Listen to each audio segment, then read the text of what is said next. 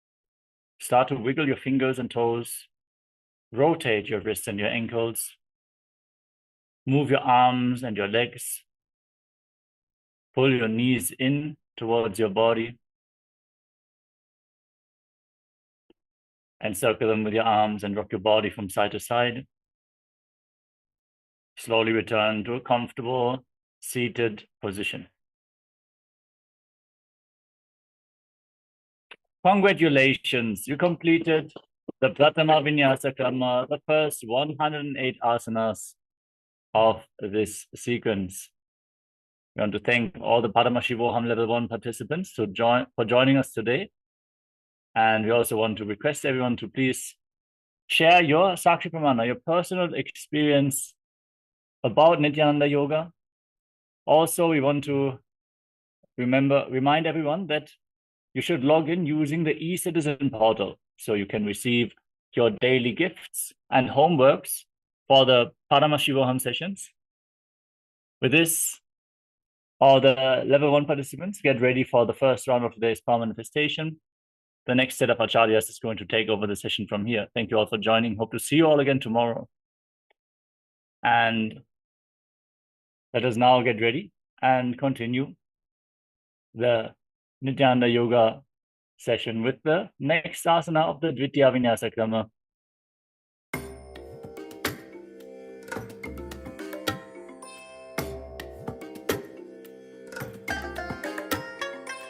I bless you. Mental space. Any posture is okay as long as it's comfortable for you. Place your hands on top of the knees in Bindu Mudra, index fingers and thumbs together. Visualize Swamiji in your inner space. Breathe in Samana Kumbhaka. Internally chant the Mahavakya. Om Nithyananda Paramashivoham. Inyatasa Nishtasana. Yathasa Nishtasana. Paryankam tat samadhyatam yatasam samyat.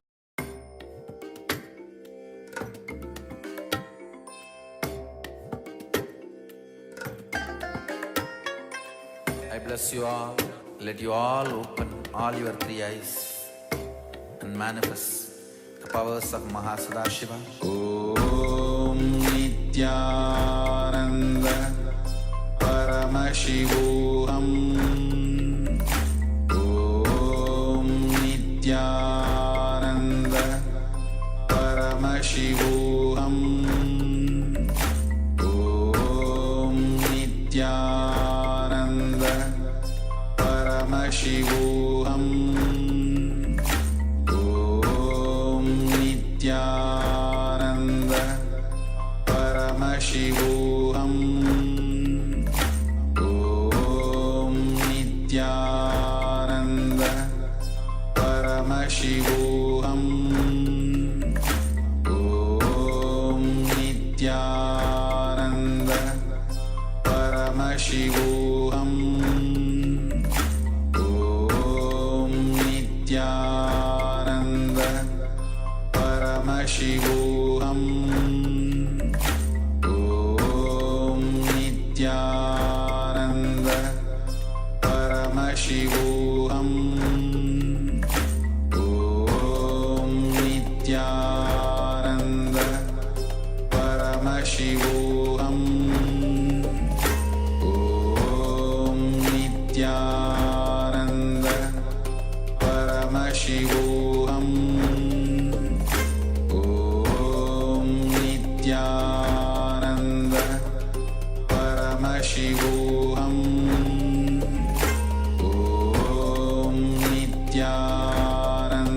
Nithyananda Paramashivoham. Om Nithyananda Paramashivoham. Om Nithyananda Paramashivoham. Om Nithyananda Paramashivoham. Om Nithyananda Paramashivoham. Om Nithyananda Paramashivoham. Om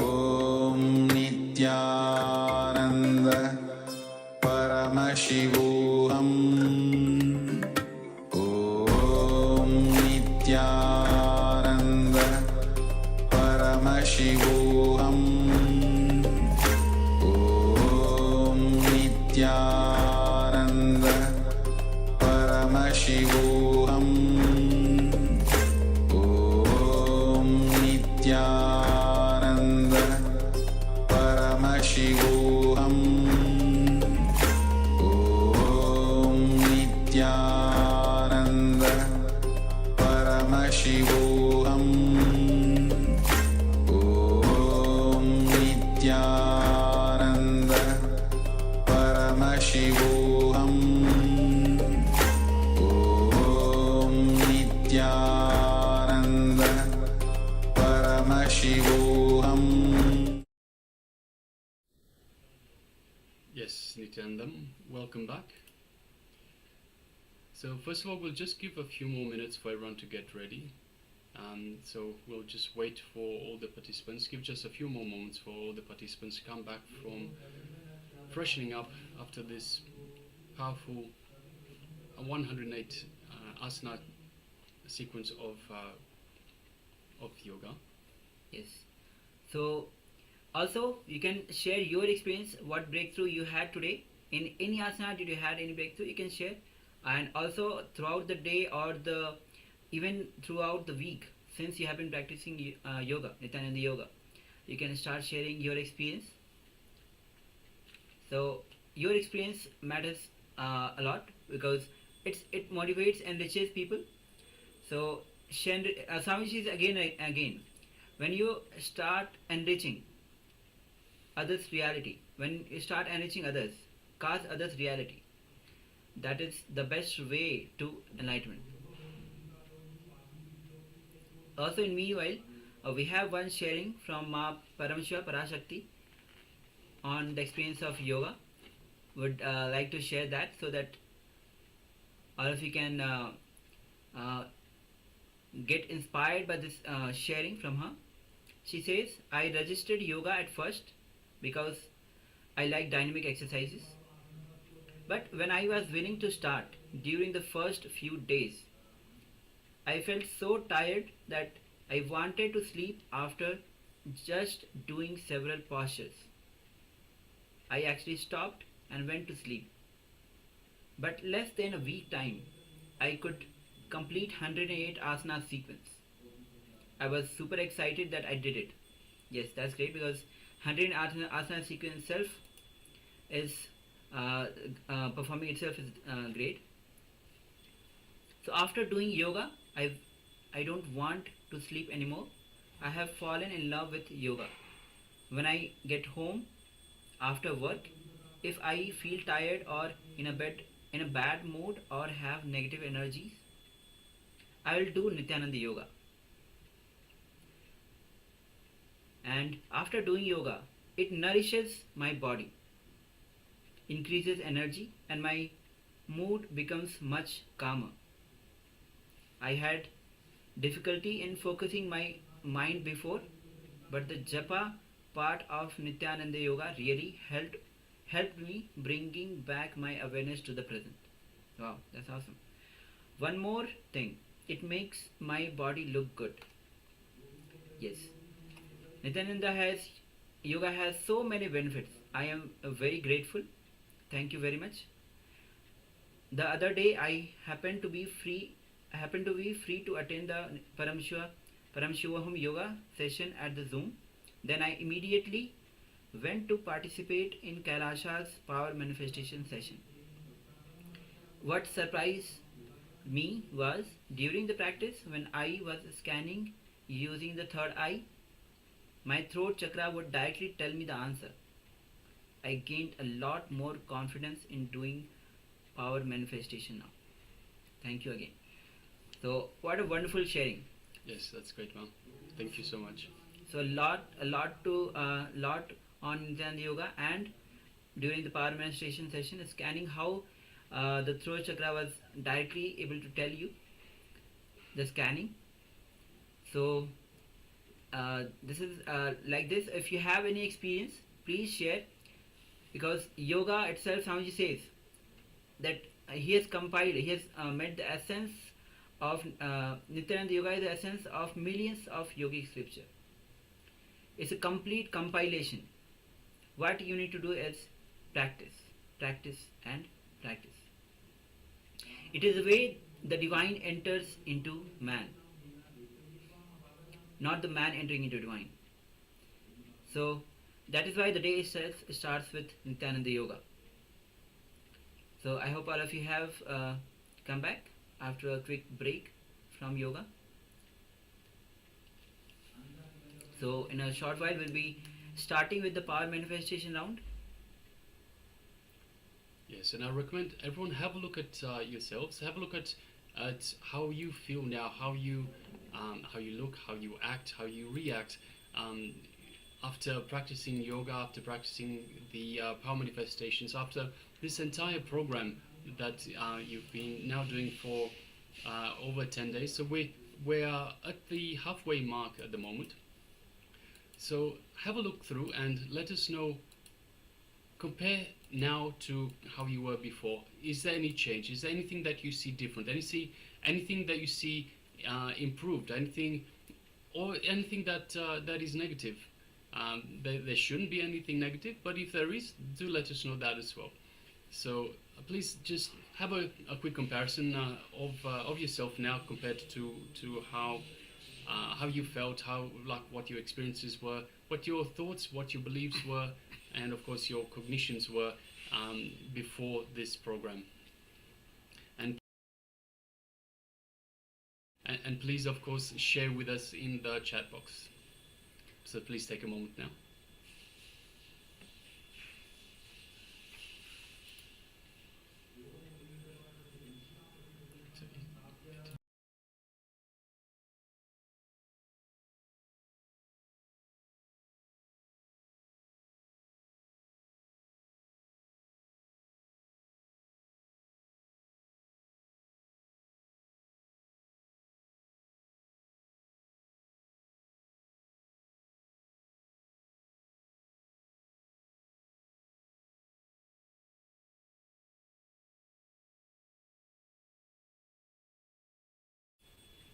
So now, I hope all of you have come back after the quick break from yoga. So now we'll be entering into manifesting the powers of third eye. So in meanwhile, you can quickly bring the third eye eye bands or the piece of cloth if you don't have the eye band with you, so that we can start manifesting the powers of third eye. So meanwhile we'll be entering into the power manifestation Pramana of manifesting the powers of third eye. Kapalantarmano yasya tishtan militalochanaha kramena manasodhayat lakshaye lakshamuttamam. The translation goes as: by fixing the mind on the inner space within the crown center and sitting stably without any movement, having the eyes closed in succession, by that stability of the mind and the inner space through the power of third eye, one deity sees the ultimate goal, Laksham, by having the vision beyond the sight that reveals any object or place, attaining the space of oneness with the source, Paramashivoham. So now we'll be entering into the power manifestation. If you haven't covered your eyes with the eye bands or the piece of cloth, please go ahead and cover your eyes. And I request all participants that are not currently on camera, please come on camera and participate in this power manifestation session as well. Let us know that you're here. So once again, by being on camera, you make it it makes it a lot more engaging with us, and it makes it possible for us to tailor this program to you as well. So we can see that you are here, you are participating, and we can engage with you as well. Okay. So if you haven't yet covered your eyes, please go ahead and cover your eyes. Yes. We'll be entering into the first round of power manifestation.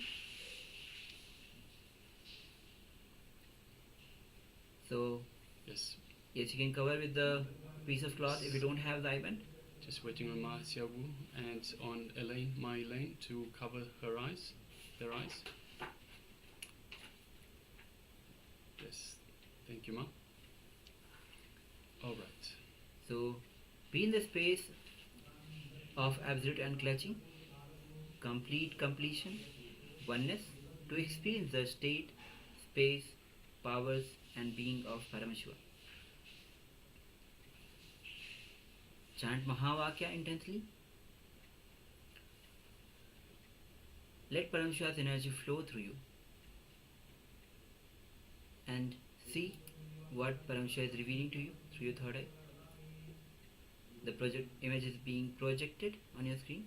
Let's begin this meditation.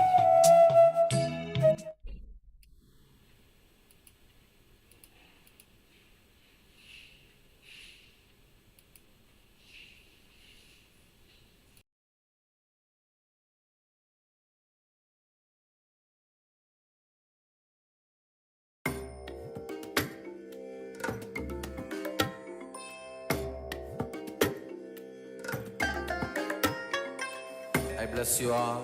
Let you all open all your three eyes and manifest the powers of Shiva. Om Nithyananda Paramashivoham.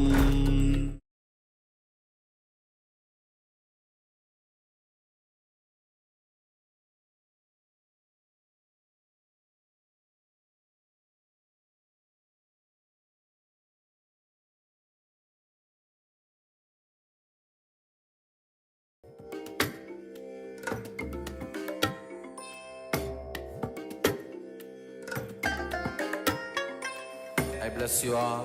Let you all open all your three eyes and manifest the powers of Shiva. Om Nithyananda Paramashivoham. Om Nithyananda Paramashivoham. Om Nithyananda Paramashivoham. Om Nithyananda Paramashivoham. Om Nithyananda Paramashivoham. Om Nithyananda Paramashivoham. Om Nithyananda Paramashivoham. Om Nithyananda Paramashivoham. Om Nithyananda Paramashivoham. Om Nithyananda Paramashivoham. Om Nithyananda Paramashivoham.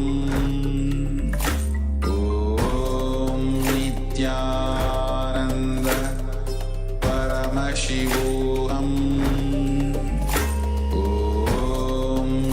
Nithyananda Paramashivoham.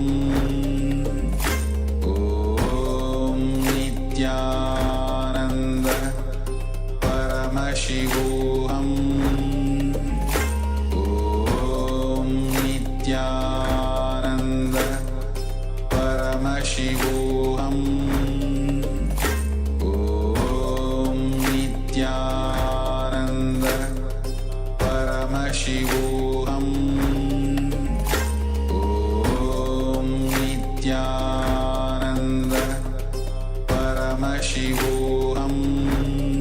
Paramashivoham. Om Nithyananda Paramashivoham. Om Nithyananda Paramashivoham. Om Nithyananda Paramashivoham. Om Nithyananda Paramashivoham. Om Nithyananda Paramashivoham. Om Nithyananda Paramashivoham Om Nithyananda Paramashivoham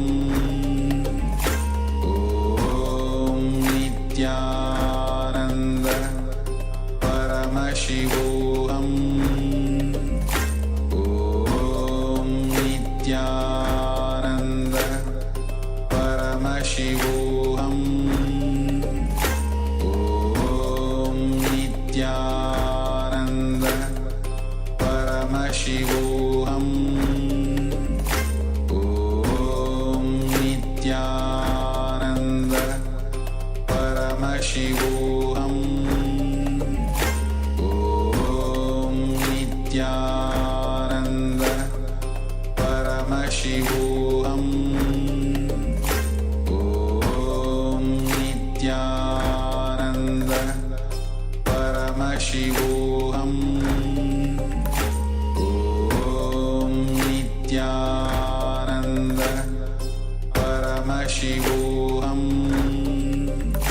Om Nithyananda Paramashivoham Om Nithyananda Paramashivoham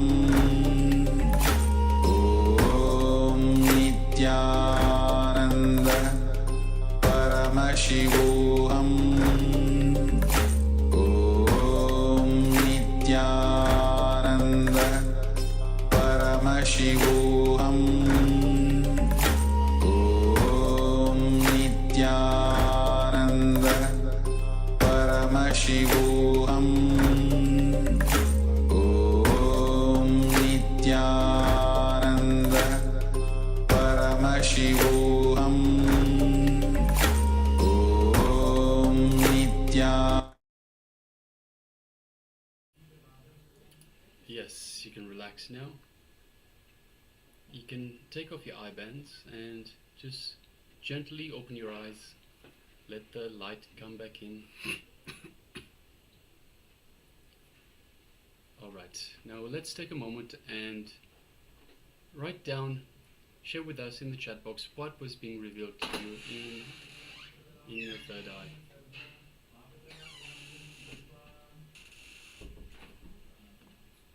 So once again, trust whatever it is that you were shown, trust that it is from Paramashiva, from the Supreme Pontiff of Hinduism himself, showing you what was being displayed on your screen.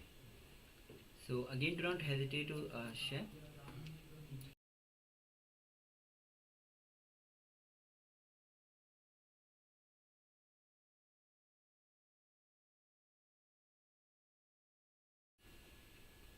So all the powers manifest from the oneness when you deeply connect with the Supreme Pontiff of Hinduism.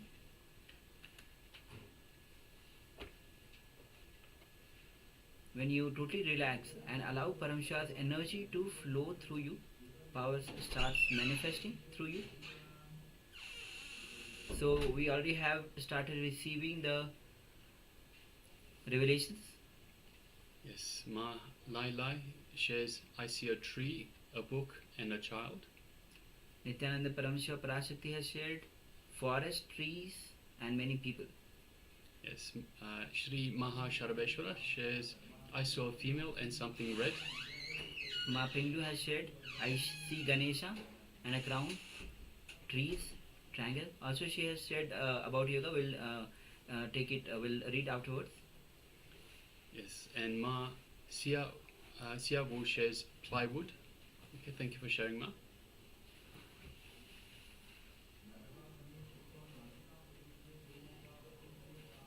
So please don't be shy and don't engage your logic. Whatever it is that you were shown, just trust that it is being shown by the divine. So please share with us.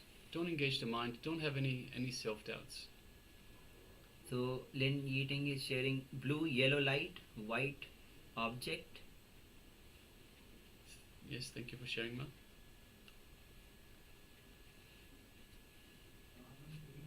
So just waiting on a couple more participants to share.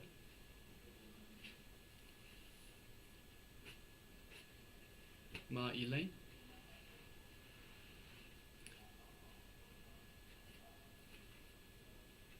Also, for those participants that have just joined, this was the first round of power manifestation session. So we're just getting the responses from the participants, as in what was being revealed to them in that third eye. We'll have a second round of the power manifestation soon. So you'll have a chance to manifest this power of the third eye as well. So Ma Ilan has shared forest, stair, soil, one people. One person. Okay. All right. Thank you very much all for sharing. So now we'll be displaying what was being shown on your screen earlier. So that we can verify our manifestation, our revelation. So Yes. So as you can see, this is a quokka. So it's a very small marsupial, very cute animal. It's called the quokka. So the quokka is a small marsupial that's native to Australia. So it's marsupial, so it's related to the kangaroo. It's particularly found on the Rottnest Island in Western Australia, as well as some parts of the mainland, and it's known for its friendly and curious nature. So the quokka has gained a lot of popularity on social media. There'll be lots of photos with smiling quokkas. They are adorable in appearance, and they always seem to be smiling. So quokkas are herbivores. They feed on grasses, leaves, fruits. They are nocturnal nature, means they are active during the night, and they rest in the dense vegetation during the day. Their social behavior allows them to live in the groups, and they are often referred to as the world's happiest animal because of their cheerful demeanor and photogenic qualities. Yes. So, if we have some sharings, we'll just. So how many of you enjoyed the image? How many of you like the quokka? It's such a cute little thing. It's another one of my favorite animals. All right. So Malala says see a tree, book, a child. So definitely it's in the forest. So we can. So Okay. there's grass around. So there's flat land and there's grass around. It's being a marsupial. It has a baby inside in the marsupial pouch. So there's definitely a child involved. There's usually trees. So around where the grassland is, there's trees here and there and everywhere on Rottnest Island. So yes, there are definitely trees, and the child being the baby that's inside the marsupial pouch. So thank you for sharing, Ma Laila. Sorry. Shri Mahasabesha says I saw a female and something red. So the color of the fur is usually a brownish, and it ranges from brown towards reddish, and this one's a light brown. So yes, thank you very much for sharing. It might be a female. I mean, it is a female because it has the baby in the pouch. Nithyananda Paramashivoham Parashakti shares forests, trees, and many people. So there's no people in this image. There are lots of people, of course, on Rottnest Island, and there are the quokka itself lives in groups, so in a community. And yeah, there are trees around all of the. You can probably just make out. So it's a little bit blurry. You can just make out some trees in the background. Mahaprabhu shares I see Ganesha and a crown, trees, triangle. So if you just look at the ears, it gives a shape of a triangle, and trees. Yeah, as it's mentioned at the back, it's a little blurry, but you can figure it out as if it's a trees. Yes, And Ganesha, if you look at the face, it can resemble a little bit with the Ganesha, because the nose is little longer, so it gives a feeling as if it's a trunk. Yes, Ma Siabu, also so plywood. So also again the connection with the trees. So there are definitely trees in the background. They're a little blurry to see, but yeah, there's definitely trees there. Ma Ling Yiting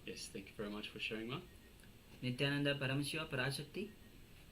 A dark blue peacock on the grass and an image of young Swamiji smiling.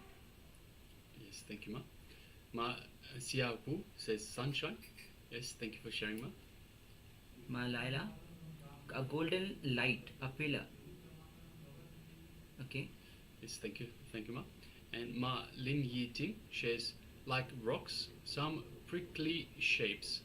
Yes, thank you for sharing, Ma. So waiting for a few more person to share.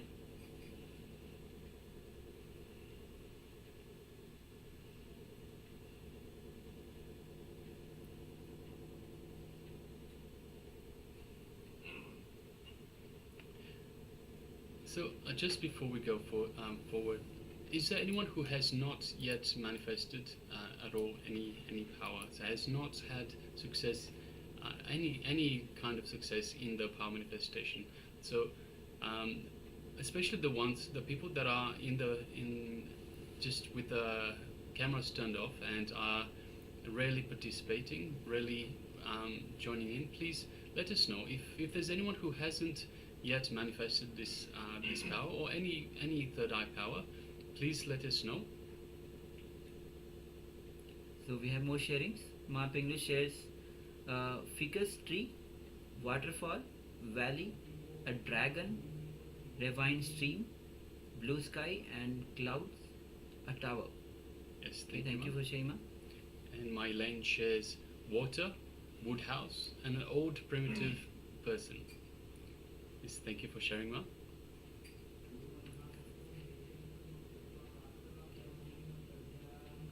Ma Ning is saying, I am very poor on manifestation.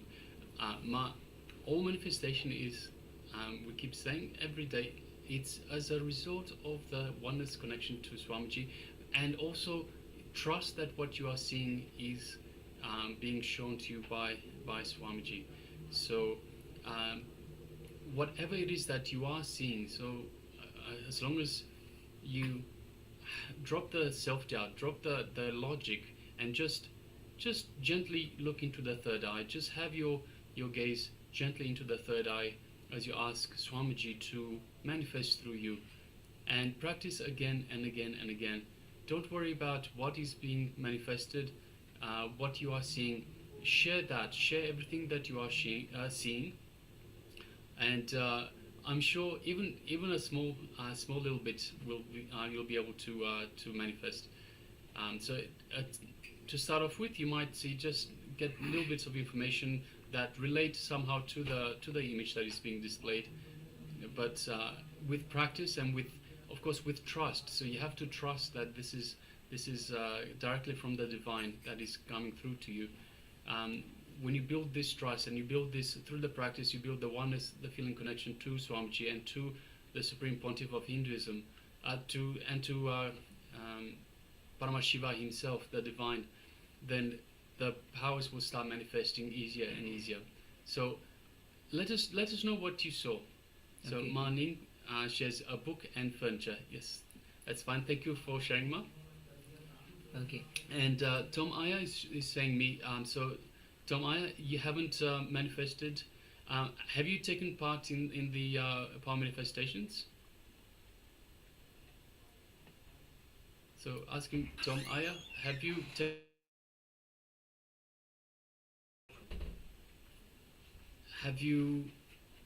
sat in for the power manifestation sessions, Aya?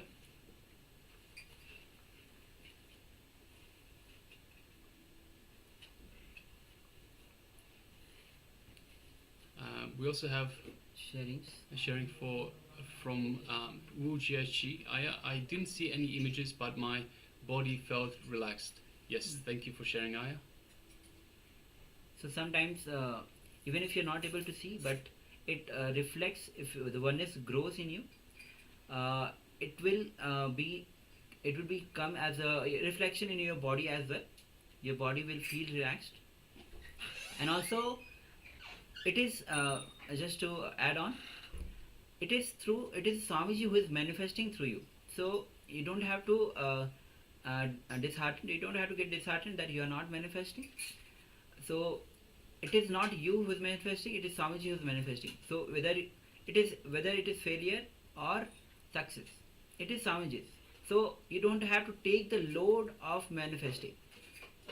Just drop everything on Swamiji. Yes.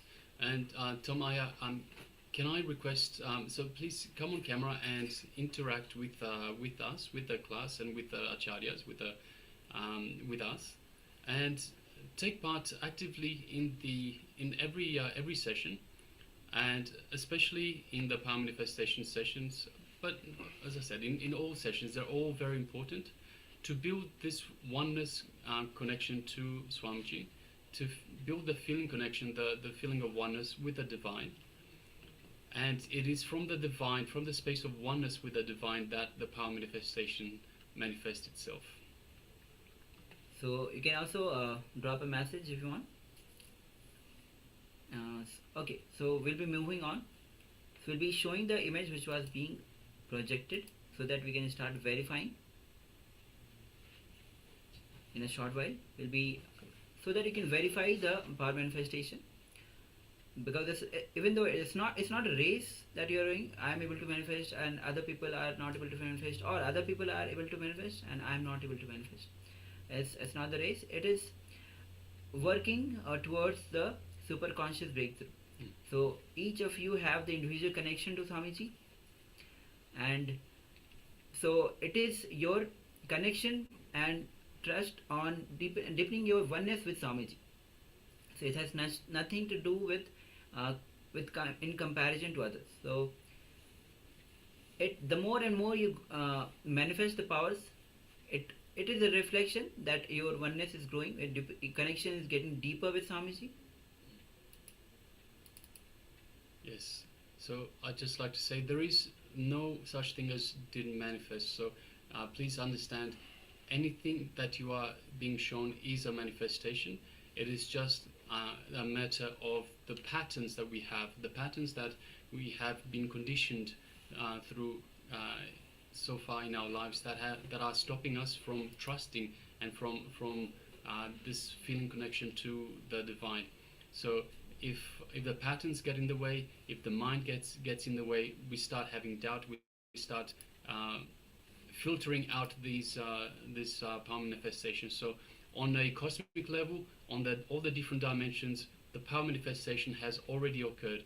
It just hasn't manifested into the reality, and this is because of the patterns. This is because of the mind that gets in the way. So now let's verify. We'll be projecting the image. So as you can see, it's a picture of Kala Bhairava, and this picture is from the Adi Kailash Biddi campus, which is just at the entrance. Yes. So beautiful image. So Kala Bhairava is the deity of time and space. He's a lord of time and space, who takes you beyond death itself. He is ferocious. If you look at his form, it's quite it might look like he's frightening, but he's frightening towards, and he's ferocious towards your patterns, whatever patterns that you got. He is very ferocious to your patterns, but he is very, very innocent, very gentle. So as you can see, it's a picture. It's the chakra behind represents the wheel of chakra, the wheel of birth and death, and he has many weapons in his hand. The kavacham, as you can see, the silver kavacham, it is in his body, and you can see the flower garland on his neck.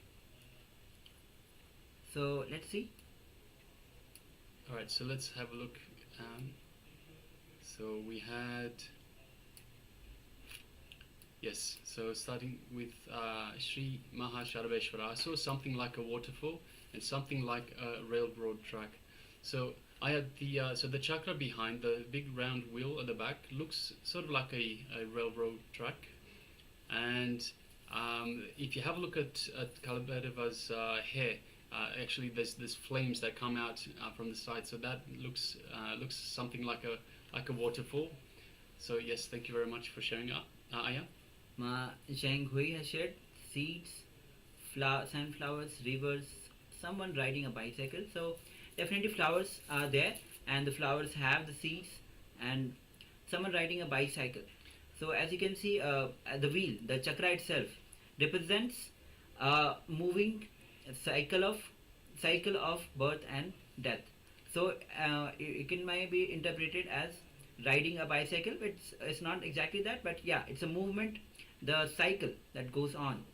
And of course, the sunflowers are big and round as well. So again, the connection to the ring, connection to the chakra at the back again. Yes, ma. Thank you for sharing, ma. Thank you, ma. Ma Nithyananda Paramashiva Parashakti shares a dark blue peacock on the grassland, an image of young Swamiji smiling. Whenever Swamiji is in the Bhava Samadhi of Kalabhairava, the first thing that you hear, so even before you see Swamiji, the first thing that you hear is Kalabhairava's laugh, Kalabhairava's laughter, and it's a beautiful, beautiful laughter.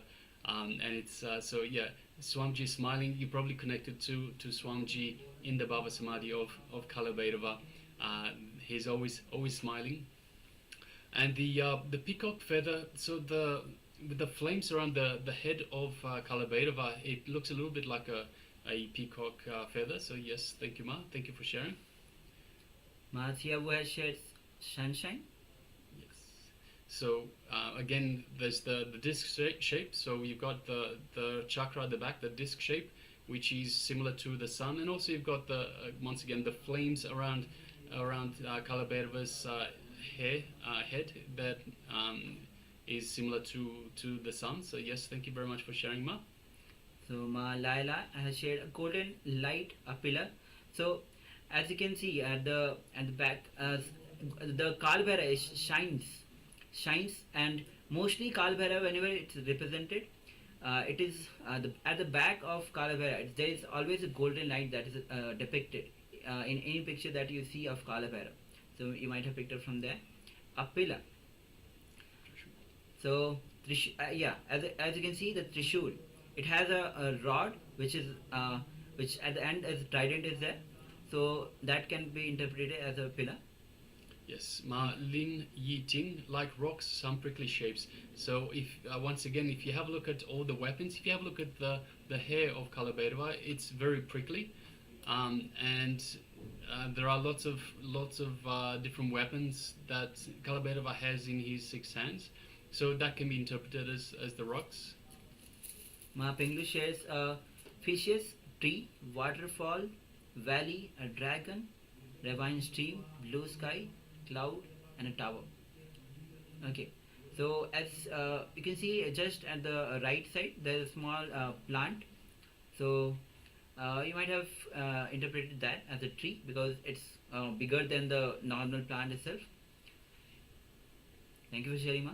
Yes, and once again the waterfalls. So the Kalabhairava's hair again looks somewhat like waterfalls, like water would be flowing. So if you turn it upside down, it would be looking like a waterfall.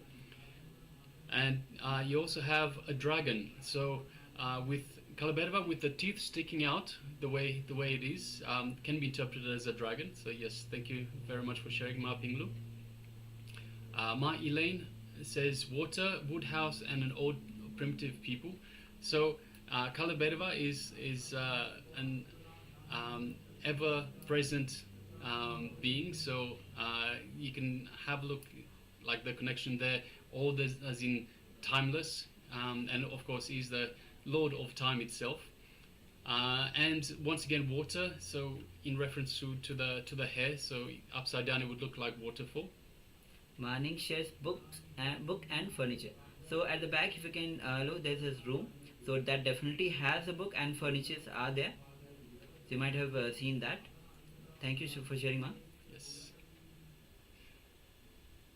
Yes. So Wu Jieshi Aya again says, I didn't see any images, but my body felt relaxed. That's great, Aya. Tom Aya says, I threw one energy steal from some people when I sleep at night. I'm not sure what that refers to, Aya. Can you please give some context? One people thievishly. I'm not entirely sure what that is in reference to. Can you give some more context, Tom, Aya? Okay. Yes. So Manishes, someone cannot see the picture. I saw a lot of white color, white book and furniture. Yes. So definitely, I guess you can see the kaucham, the silver kaucham. It's white in color, Yes. and white book and furniture. So definitely, as you can see, there is a room on the left side, but there is room on both sides actually. Now they can see picture. So you cannot Okay. see. Okay. So now, so as you can see, there is a room on the left side, and also there is a room on the right side, but it's not there in the picture. But because it's a picture of KAILASA from Adi Kailas, the BDC campus. And of course, the gold itself of the entire body of Kalabhairava looks whitish in the light, in the night light. So. Yes. So definitely you have books and the furnitures and the color, white color itself. Yes. So thank you for sharing, Ma. Yeah. See, you are Very much. manifesting, Ma. Yes, you are manifesting, Ma. And see, this is why you are holding back. So you thought you are not manifesting, but you are actually manifesting. So drop everything on Swamiji.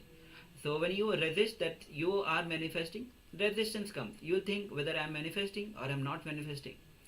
That comparison comes. When you are totally relaxed, it is Swamiji who is manifesting through you. So whatever is being seen, you share. Yes. So thank you for sharing, Ma. It was you have manifested this power. So Yes. Congratulations, Ma. so with this, today we'll be entering into today's subject, which is going beyond death, conquering death, and the deity itself is Kalabhairava. As we have seen, the Kalabhairava is the lord of time and space, Yes.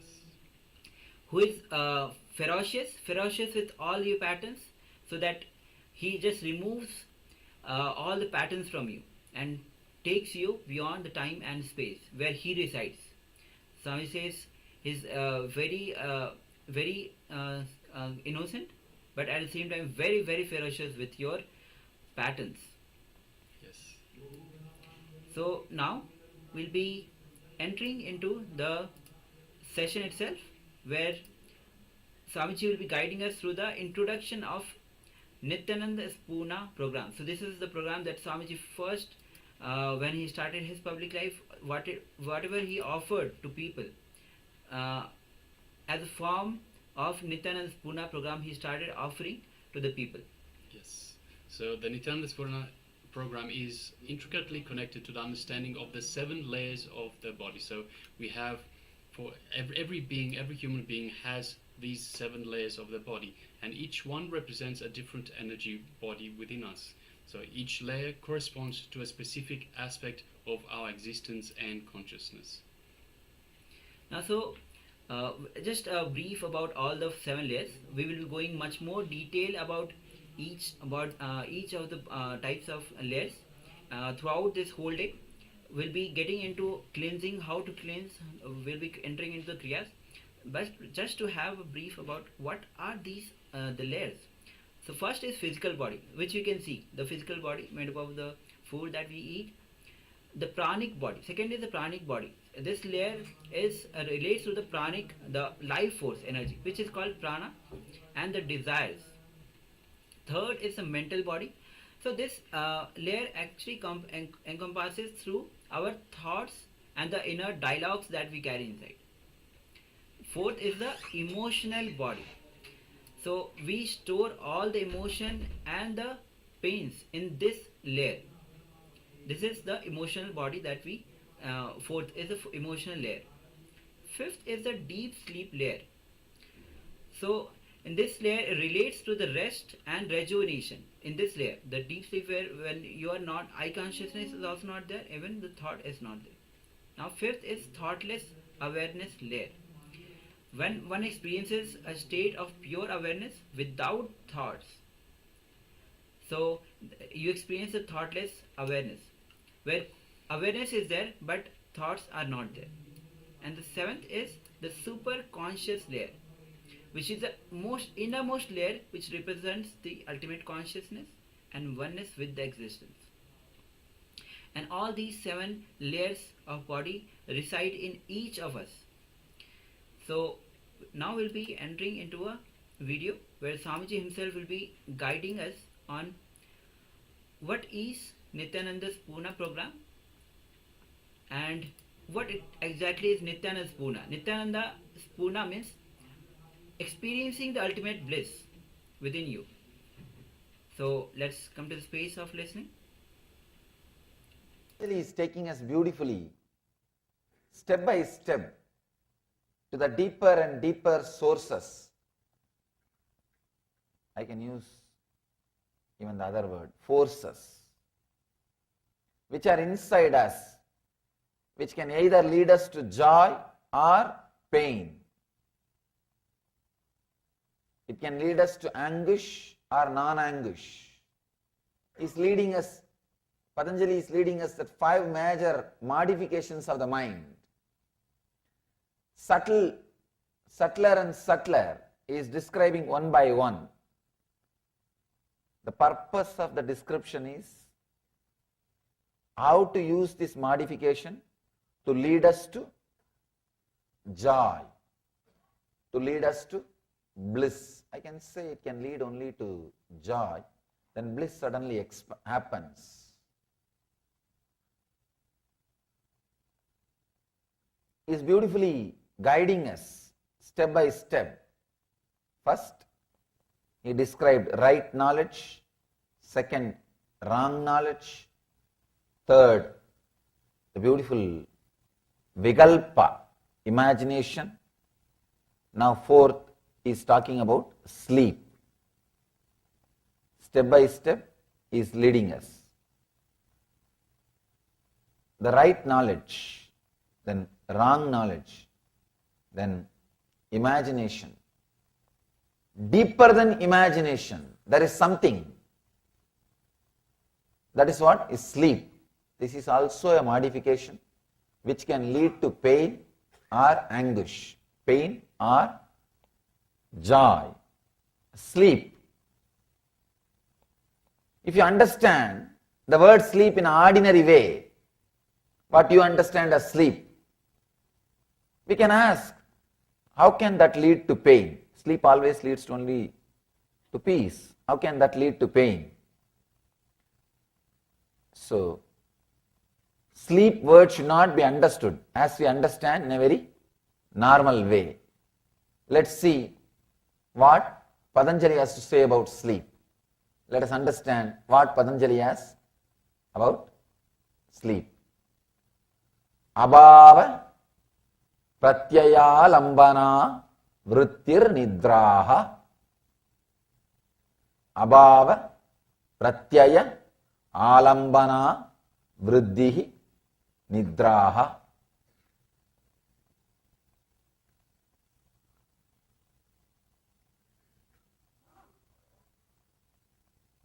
When I read each sutra,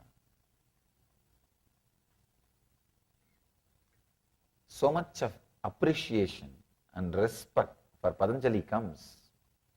Even this sutra, if you have a little Sanskrit background, you can see, you can understand. Right words, not one word extra. Right words is connecting. Just one line.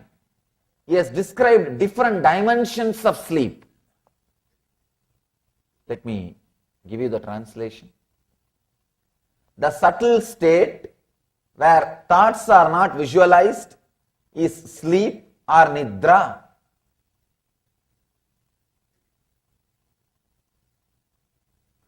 Abhava pratyaya alambana vriddhi nidraha.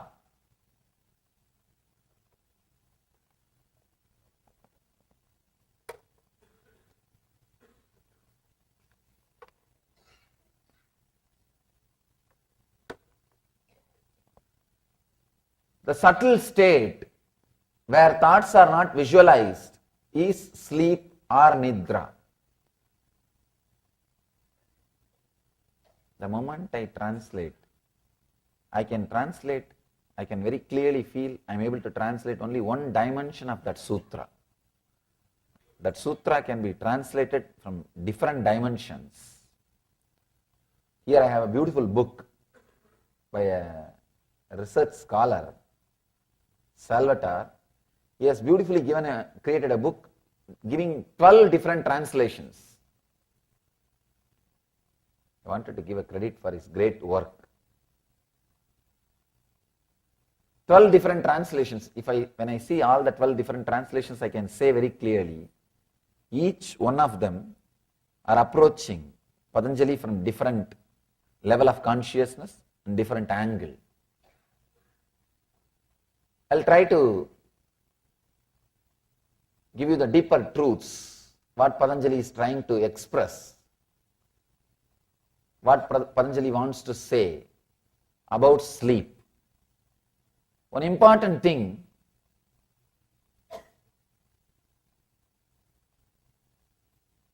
there is no beings which does not spend its time, part of its life in sleep, first thing. You can be without right knowledge, without wrong knowledge, without imagination, but you can never be without sleep. You may be able to avoid those three, but you can never avoid sleep. It's almost like you are breathing. Almost like you are breathing. It's your life. 1/3 of your life is spent in sleeping. If you understand the Patanjali's views about sleeping and ability to use that knowledge in your day-to-day life, I can say the whole quality of your life can be transformed. Every single sutra is a complete technique by itself. That is why I have to give so much of introduction to every single sutra. If you are coming every day, you can understand at least 10 minutes I spent in introducing Patanjali and every single sutra. Because every single sutra is a complete technique by itself. I can say every single sutra can create one religion. It has created. There are some religions which work only on sleep. One sect of Buddhism, they don't teach you anything else except the ideas, concepts about sleep. They help you to work on sleep, that's all. In daytime, whatever you do, you can do. In daytime, anything you can do. They say that let's do all the spiritual practices and take exercises for spiritual growth during sleep and use the daytime for some other purpose. I think that will be really a wonderful thing. I saw the other day one advertisement. Let you earn more and more money during your sleep and keep your days to spend with your loved ones. One financial firm advertisement. Anyhow, this Buddhist tradition helps you only how to work on your consciousness during sleep. Of course, source is Patanjali. You can imagine how great that Chidambaram would have been. Chidambaram is a place where he was born, lived and taught, ran his university, was having a great traditional university, and still his community which he created is called Dikshidars. He is the founder of that community. Still that community is alive. Still they don't take initiation from anybody. Patanjali is Guru. Patanjali is Guru. So still his words are repeated, remembered. I can say some 1,000 families are there. And one important thing I want all of you to know, still that community, none of them cross the border of the town. You will be shocked. It is just 10 kilometer area. They take birth, they live, they marry, they give birth to kids, they die inside that city, inside that town. They don't move out of the town. They have a strong commitment to Patanjali and Nataraja. Nataraja is the Shiva. Shiva is the master of Patanjali.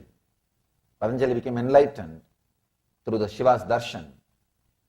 Still, that community has committed itself for this knowledge. Whoever comes to their place, they teach, they share this knowledge, they make this knowledge available, they run the temple, and they have taken the vow, they will not cross the city. Sometimes I feel surprised. Even in this age, can you imagine? The education is available to them. Everything is available to them. But they have decided no. We will spend our life, dedication, sacrifice. I can say it is their sacrifice kept this knowledge alive, unpolluted for us. There are so many scriptures which suffered interpolations, but I can assure, guarantee, this book is pure because this community took care. I remember them with all my love and respects for their great service to the sutras. They are called Chidambaram Dikshitars. Still that community is there. They maintain this scripture. They preserve. It's because of them we have this knowledge. They have dedicated their life. It's unimaginable, not moving out of one city from birth till death. And there are so many things to see in the world. Even the youngsters, this generation, I have met many of them. I ask them sometime, don't you feel like going outside, or your elders are stopping you? They said, no, we decided to dedicate. Our elders are not saying, they say if you want to go, you can go. No problem. There are very few, I can say 0.1% went out for some purpose. They also go out to run some temples there, that's all. Here and there, if Nataraja temples are built, they go outside and run the temples. I asked them, why don't you guys feel like going out? They say no. They call Nataraja as Ambalavanar. Means the Lord of that Chidambaram, Lord of the stage. No, he is enough for us. They feel he is the father of the whole community. And father is here, where else to go? That's such a strong feeling connection, commitment. It is they who preserve this whole knowledge. Not a single extra word.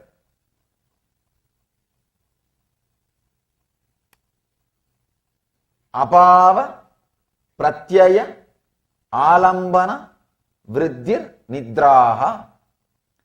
The subtle state where thoughts are not visualized is sleep or nidra.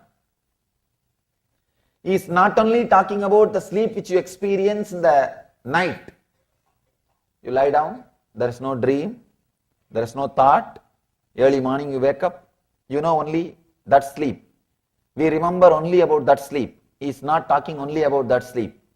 That is also one kind of sleep you go through. But you go through two other sleeps. The sleep which you experience during waking state.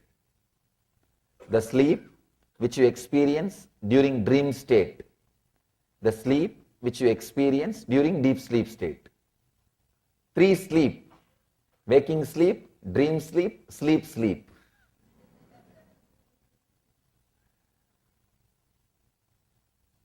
Waking time also we experience sleep. You can see many times.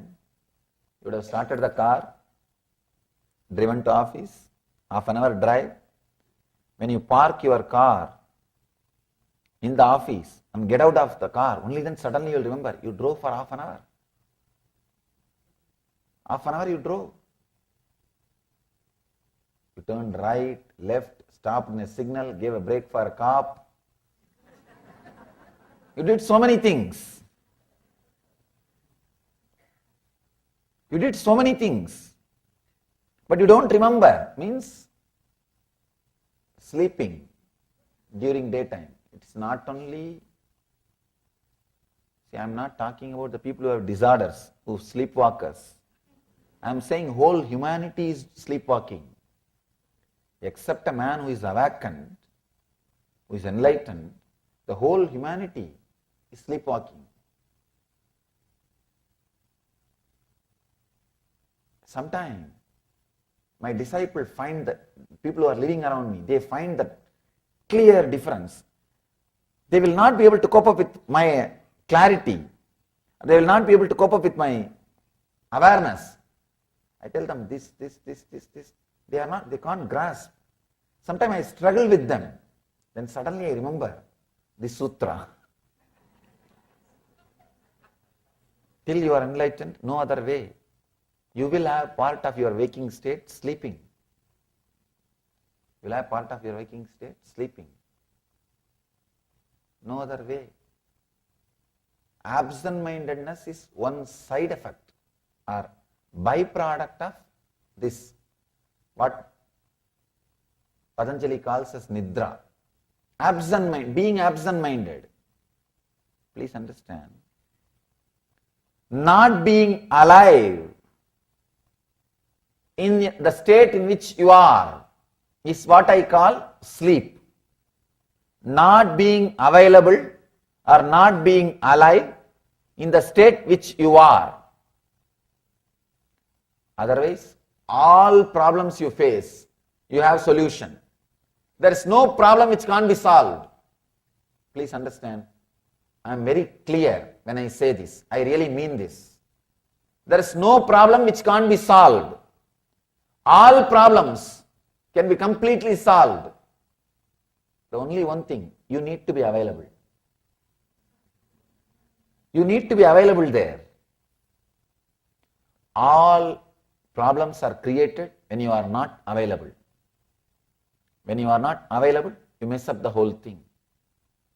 It's absent-mindedness.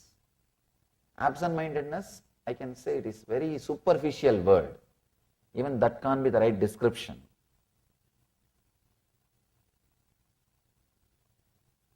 You are there, but you are not there. You are there, but you are not there. Many times you can see, especially when you are watching TV, when you are reading a book, suddenly, for a few minutes, gap. Suddenly, few minutes gap. It's as if the pause has happened. As if a pause has happened. And you, at least with the book, you wake up and you can go back. That is why still no media is able to outdate books. See, no media is able to outdate books. So many medias have come where you need only less effort to learn. Lesser effort than reading a book. TV, so many medias have come. But book, you can't outdate a book because people always, they know in between they will have a rest. They will have pause. If they have paused, they can go back if it is a book. That is why people believe, trust, rely books more than any other source. Absent-mindedness. Suddenly you are absent. You are not there. Suddenly you are not there. See, your body is moving, you are walking, you are talking, you are going, you are doing this, you are doing that. It is showing all the medical symptoms of you being alive. Clinically you are alive. Medically you are alive. But you are not there. The reflection of consciousness is not there. Body is a mirror which has ability to reflect the superconscious state. The sun is a superconsciousness. Human body is the only body which is polished and directed towards that sun. The reflection is what we call soul, individual soul. All other bodies They may be alive, but they are not that sharp, they are not that polished, they are not that sophisticated that it can reflect that pure consciousness, that sun. The reflection of sun itself cannot happen. That is why human body is so highly respected in the Vedic tradition. Even the devas, the angels, demigods, even if they want enlightenment, they have to take a human body.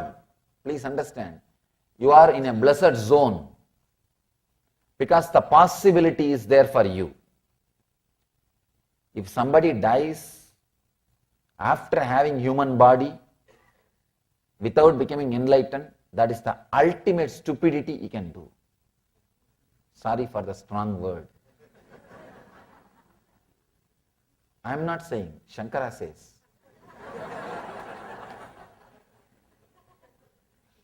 Shankara is saying, Manushyatva, Mumukshutva, Mahapurusha Samsaya. Viveka Chudamani. Sorry, I am using too many Sanskrit words. I will translate. Sometimes I always think that I should not use more Sanskrit words. But without the Sanskrit words, that original words, the much juice is lost. Sometimes I feel, if I have translated only one dimension, at least if I utter the Sanskrit word, people who knows the Sanskrit, let them understand from other dimensions also.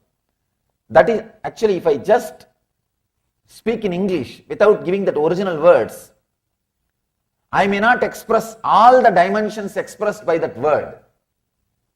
So if I utter the word, at least for the sake of record, next generation who are listening, they may understand in a deeper dimensions, which I did not express verbally. That's the reason I never miss or I never forget to add that original words also. Manushyatva means human body. He's not even saying human body, humanness. There's a big difference. He's not saying Manushya Sarira, Manushyatva, humanness. Mumukshutva, seeking beyond, seeking the truth, seeking the ultimate. Mahapurusha Samsaya means nearness of an enlightened one, nearness of a person who has achieved. After achieving all these three, please understand, all of you have all these three. That is why you are here. The moment, of course, Manushyatva, no doubt, you all, at least I don't have doubt. Mumukshutva, the moment you decided to get into your car and drive in this LA traffic and come and sit here, you have Mumukshutva. You have Mumukshutva. There is no other reason. Why should you come here? You don't come here to see this throne. You don't come here to do anything else. You don't come here to see these or that things. The moment you decide to come here, what is the pull? Pull is, let me go and see what he says today. Yesterday somebody was telling, the moment I wake up early morning, Swamiji, all I think is, why still it's not become 7 o'clock in the evening? I'm just waiting. Sometimes I even change my clock. But what to do? Changing my clock won't work. But in this country, they change clocks.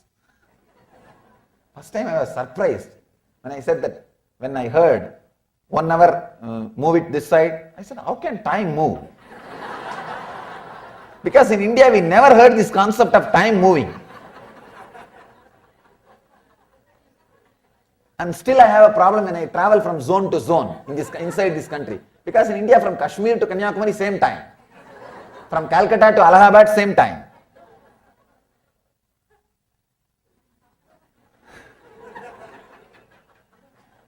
I always feel, how can time move?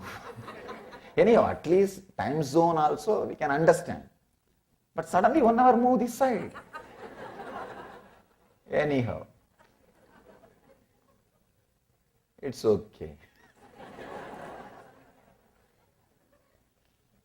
The moment you decide to drive and come and be here, you have mumukshutva. The moment you wake up in the morning and you are thinking whole day about when it will become 6 o'clock, when it will become 6 o'clock I can go. If you are remembering, be very clear. You have strong mumukshutva.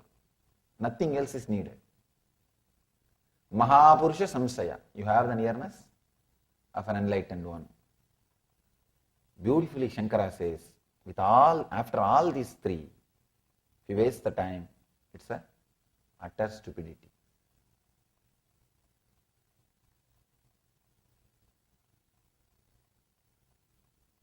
Again, the whole thing boils down to this one sutra. If you ask me the question, how can I use? I have all these three, how can I use? Whole thing boils down to this one sutra, be available, don't be in nidra. This, avoid day sleeping, at least when you are with the master. Avoid day sleeping, at least when you are with the master. The absent-mindedness, I can say, because of absent-mindedness, people miss many things. The relationship, the life, the decisions, many things they miss. Sometimes, see, being absent-minded, when you talk to others, is one problem. I have a story about that. It really happened. It's a story in my life. In the North India, I was staying in an ashram in Rishikesh. The head of that ashram, that Swami, is a great sadhu, a very pious, wonderful person. Not only he will meditate and do tapas and study, he will do social service also. He will go all out in the local villages. He will collect all the kids and give them food and give them shelter and education, do all services. One big problem with that sadhu is he is absent-minded. Even while you are sitting and talking, you will fall asleep. The wild thing is, with open eyes, you will fall asleep. That's one big problem. So in the local, one government official became his devotee. He said, Swamiji, I'll take you to another one officer, my head officer, and get some 10 lakh sanction for our project, social service projects, 1 million rupee for our social service projects. This Swami says, yes, we will go. Next day, both of us went. That man took us to his higher officer and we went outside. He says, I can only introduce, I should not sit here and talk. You both of you sit and convince him. We were sitting and talking.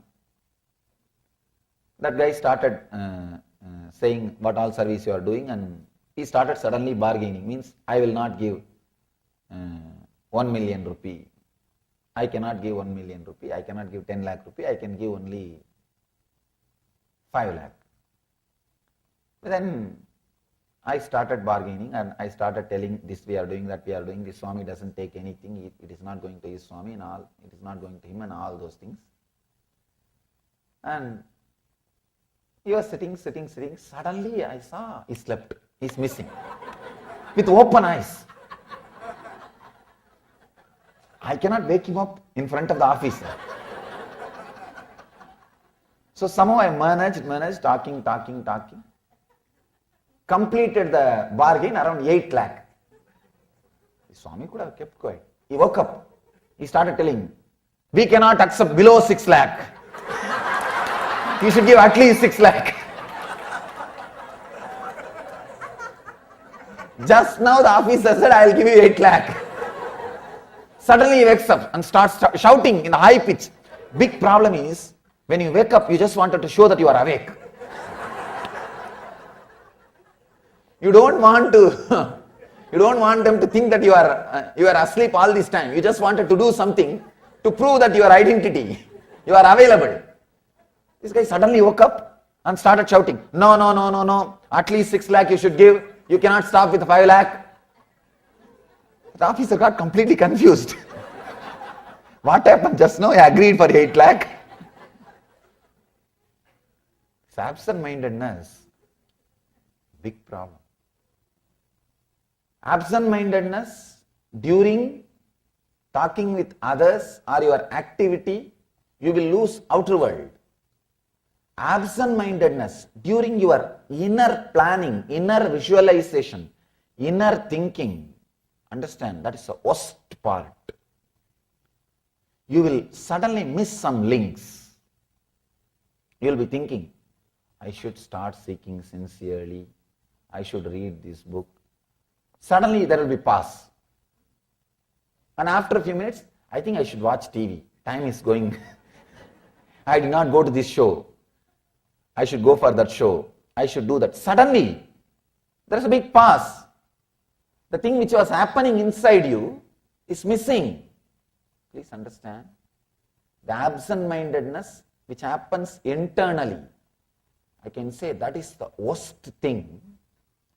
Nidra which is happening in the internal flow of consciousness, flow of thoughts, is worse than the nidra which is happening in your outer activities.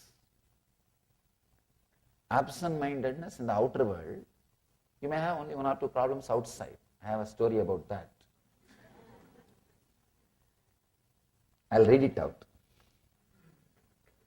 Because sometimes with my accent people miss the punchline.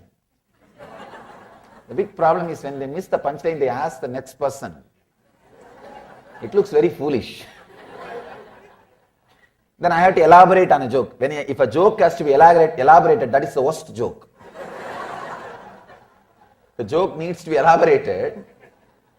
Something is seriously wrong with the joke or the person who told. Or the person who heard. An absent-minded professor was moving to a new house. Further along the same street, his wife knew that he was prone to forgetting things. So she wrote down the new address on a piece of paper before he went to college. She handed him the paper and the key to the new house and reminded him not to go back to the same old address. That morning, one of his students asked him a complex question, and the professor wrote the answer down on the back of the slip of that same paper. Student asked whether he could keep the same paper. Forgetting what was on the other side, professor said, certainly. In the evening he returned out of habit to the old house, tried the key and could not get in. Realizing his mistake, he searched in his pockets for the slip of paper with the new address, but of course there was no sign of it. So he wandered along the street and stopped the first personable looking lad whom he saw. Excuse me, I am Professor Galbraith. You would not happen to know where I live, would you? That guy replied, sure dad, I know.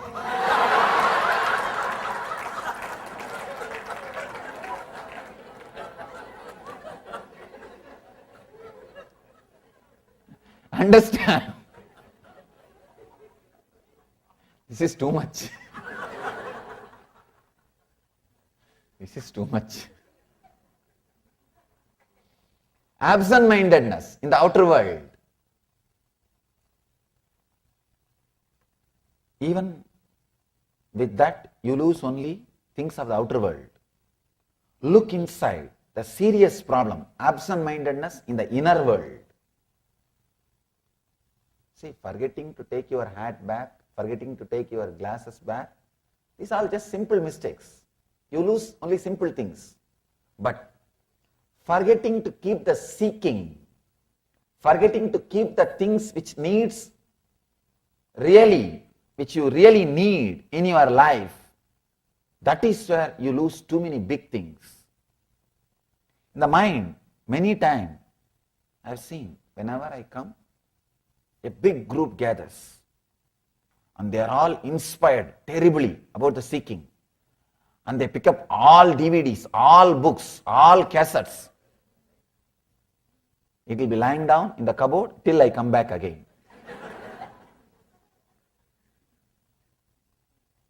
No, it really happens.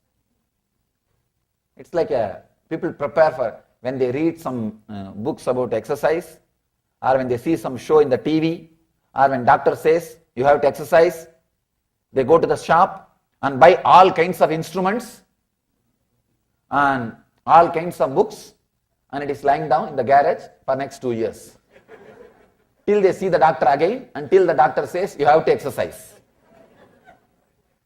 Till the doctor again says, insists, it is lying down in the garage. Means, inside your thinking, absent-mindedness.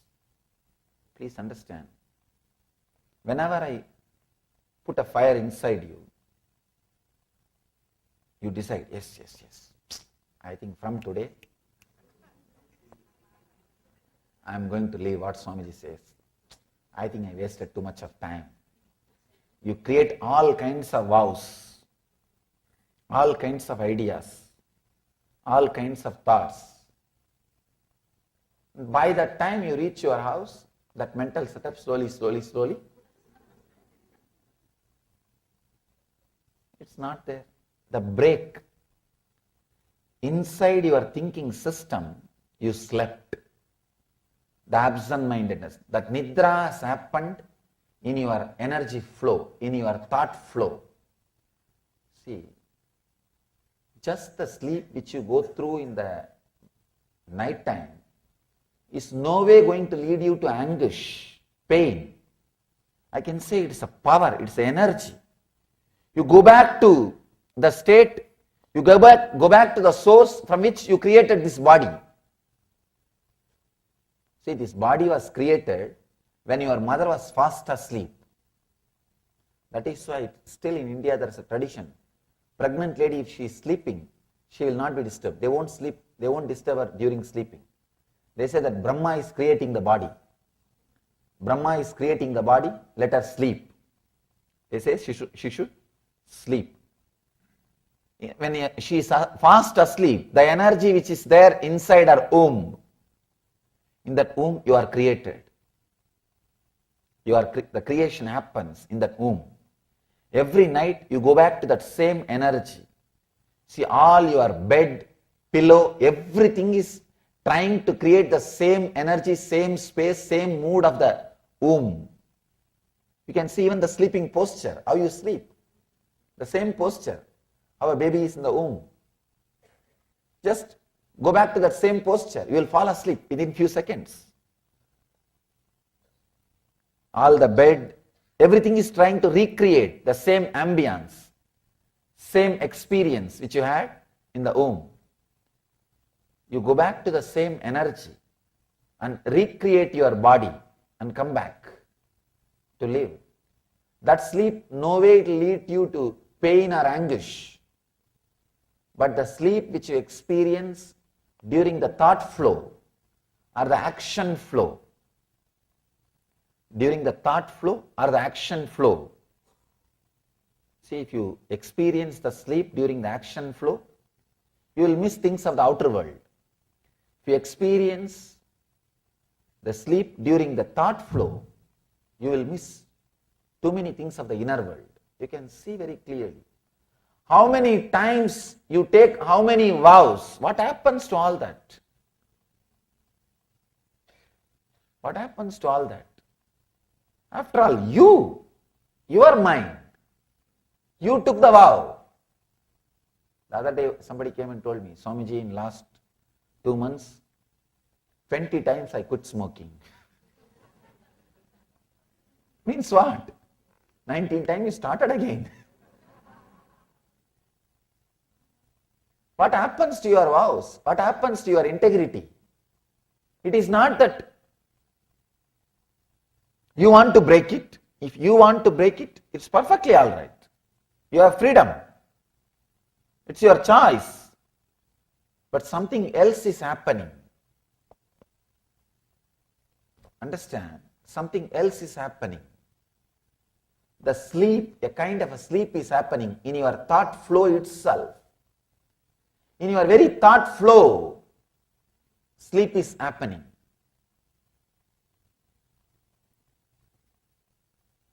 There are two kinds of repairing.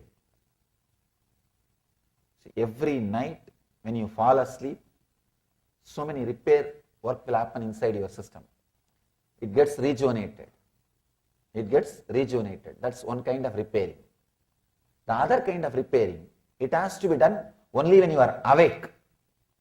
You can't be put to sleep and the repairing cannot be done. The physical repair, you can be put to sleep and the repairing can happen. Your tiredness, if you are tired, you can be put to sleep and the tiredness can go away, repairing can be done. It's like an auto mechanic repairing a car. But the conscious repair, it's like a doctor doing bypass surgery. You can't be put to sleep. The repair work has to happen when you are alive. Doing conscious repair is what I call meditation. Sleep and meditation, both are almost same. The difference between auto mechanic and surgeon. Surgeon always gets paid more because he has to repair while the machine is running.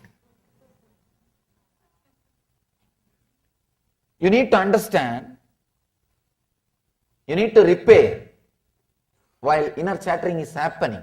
Many times when the inner chattering is happening, suddenly there is a break. Suddenly there is a break. People come and ask me how to repair. The awareness itself will heal half of the problems.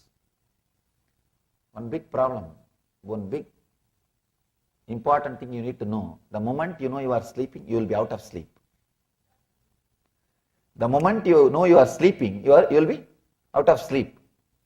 The moment you know you are breaking in your thought flow, you will be connecting it. If you know you are breaking, you will be connecting it. People come and tell me, they repent really. Swamiji, how much ever I tried unclutching, my mind sometimes goes here and there. I am not able to unclutch. I tell them, the moment you remember, unclutch again. Come back again, that's enough. Don't bother about few moments which you lost. When you come back again and again without creating guilt, the moments which are lost will be reduced, drastically reduced. But you lose confidence over you if you miss 2-3 times. If you miss 2-3 times, you lose confidence. No need. As Patanjali says, you slip. You slip while you are awake. Even in the conscious flow, you slip. He says beautifully. Again and again I wanted to repeat that sutra in every level. The subtle state where thoughts are not visualized is sleep.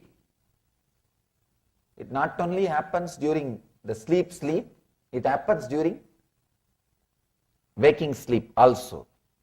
The waking sleep also two kind. One is with outer world actions.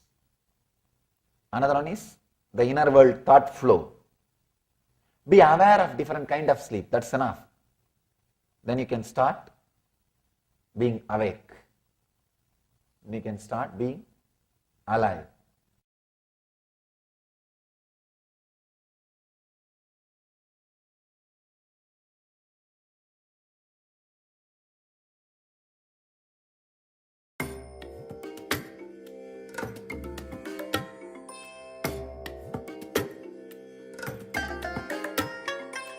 I bless you all.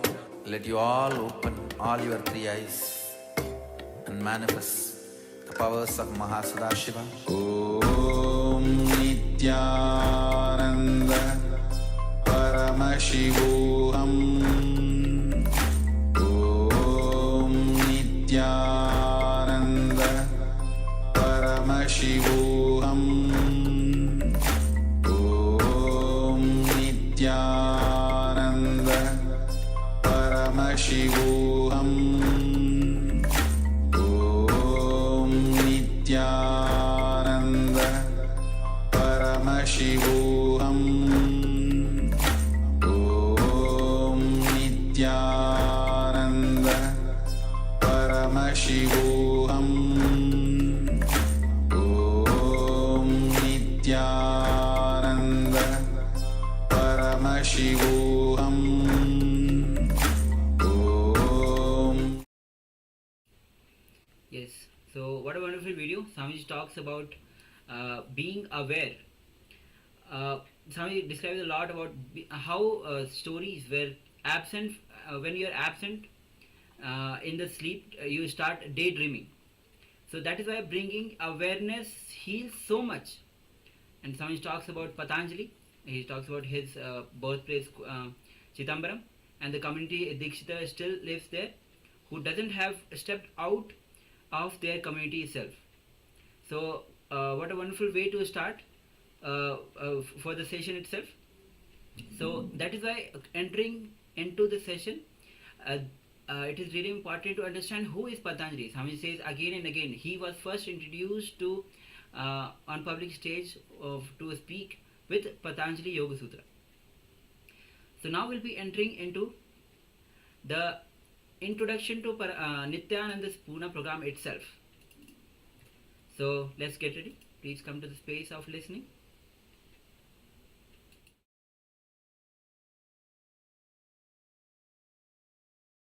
I welcome you all with my love and respects.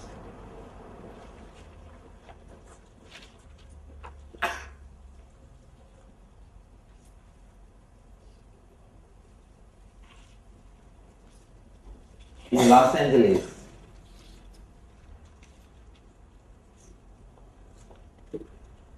maybe 115 years ago,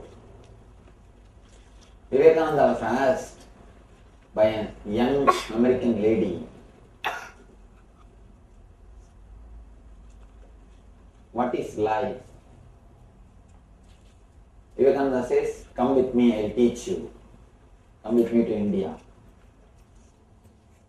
Then she asks, tell me exactly what you will teach me. Vivekananda says, I'll teach you how to die. First answer he says,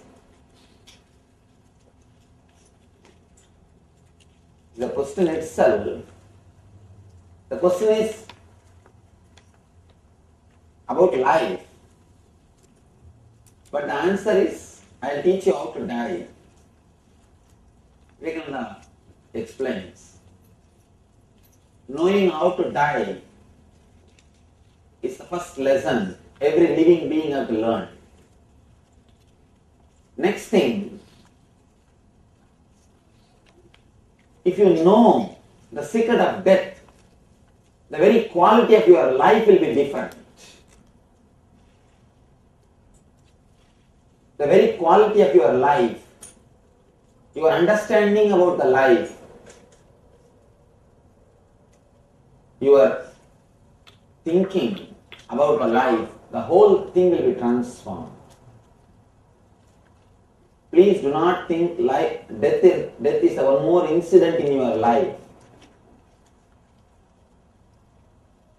Death is not one incident which happens in the end of your life. No. The concept of death continuously permeates your whole thinking, your whole consciousness, your whole being.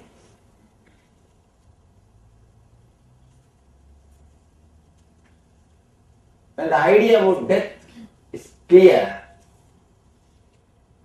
if you know how to die, you will know how to live.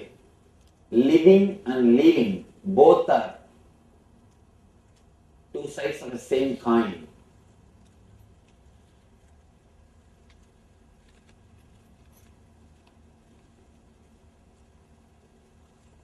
The whole Nithyananda Spurana program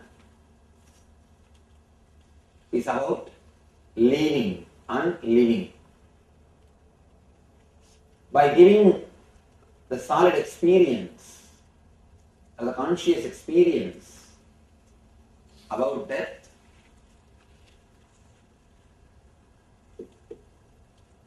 your consciousness will be transformed. Your idea about life will be transformed. Naturally, you will live a totally different life. Your life will be totally different. Let me explain the word Nithyananda Spurana. Nithya Ananda means eternal bliss. Spurana means life, very core, flowering. The Spurana word can't be translated exactly by a single word. It is a concept. You can't use a single word to translate the Spurana in English. You can say Spurana means flowering, flowing, the very life itself, core itself. Continuously in all of us, the eternal bliss is flowing. Continuously, the eternal bliss is happening in all of us. It is we who stop it. It is we who create more and more obstacles. These 2 days, you are going to just stop the process of stopping. You are just going to stop the process of stopping. Continuously we are stopping the bliss flowing, bliss flowering. Now we will see that we stop that stopping process.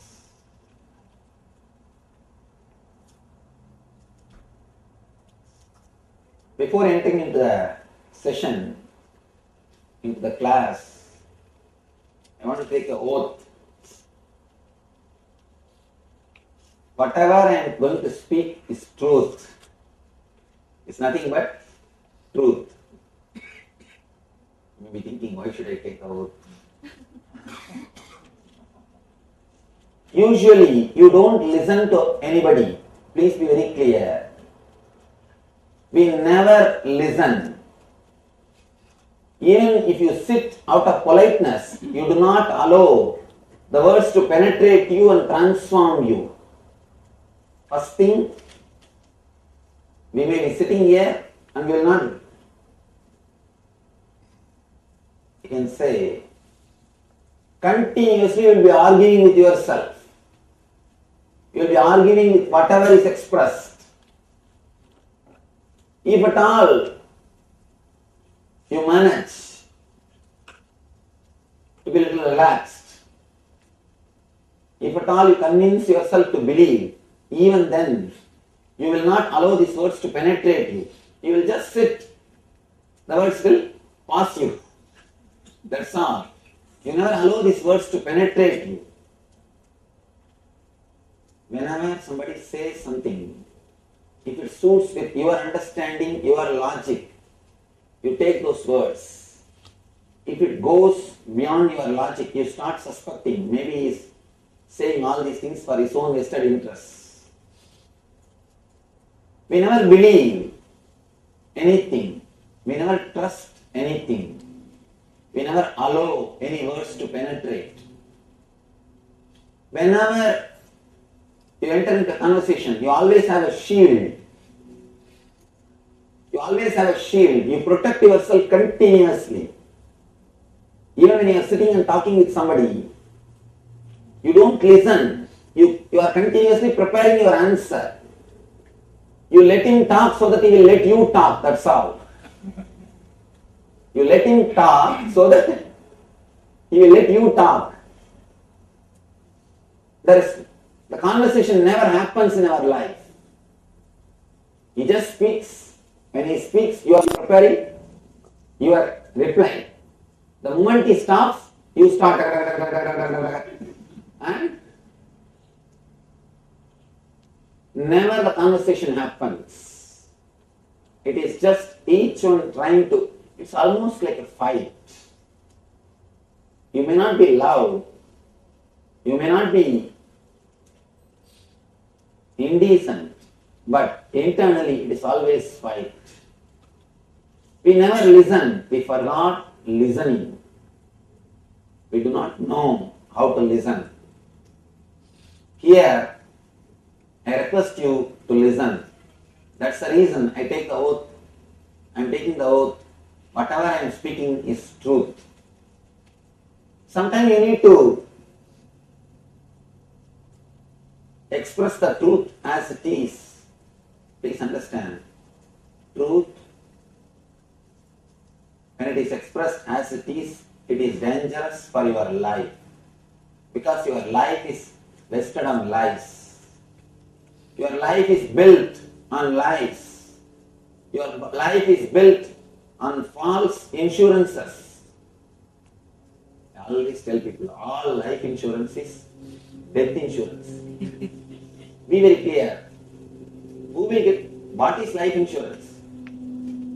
After you die, somebody else will get the money. Who is waiting for it? And your insurances are surely not life insurances. They are just false security.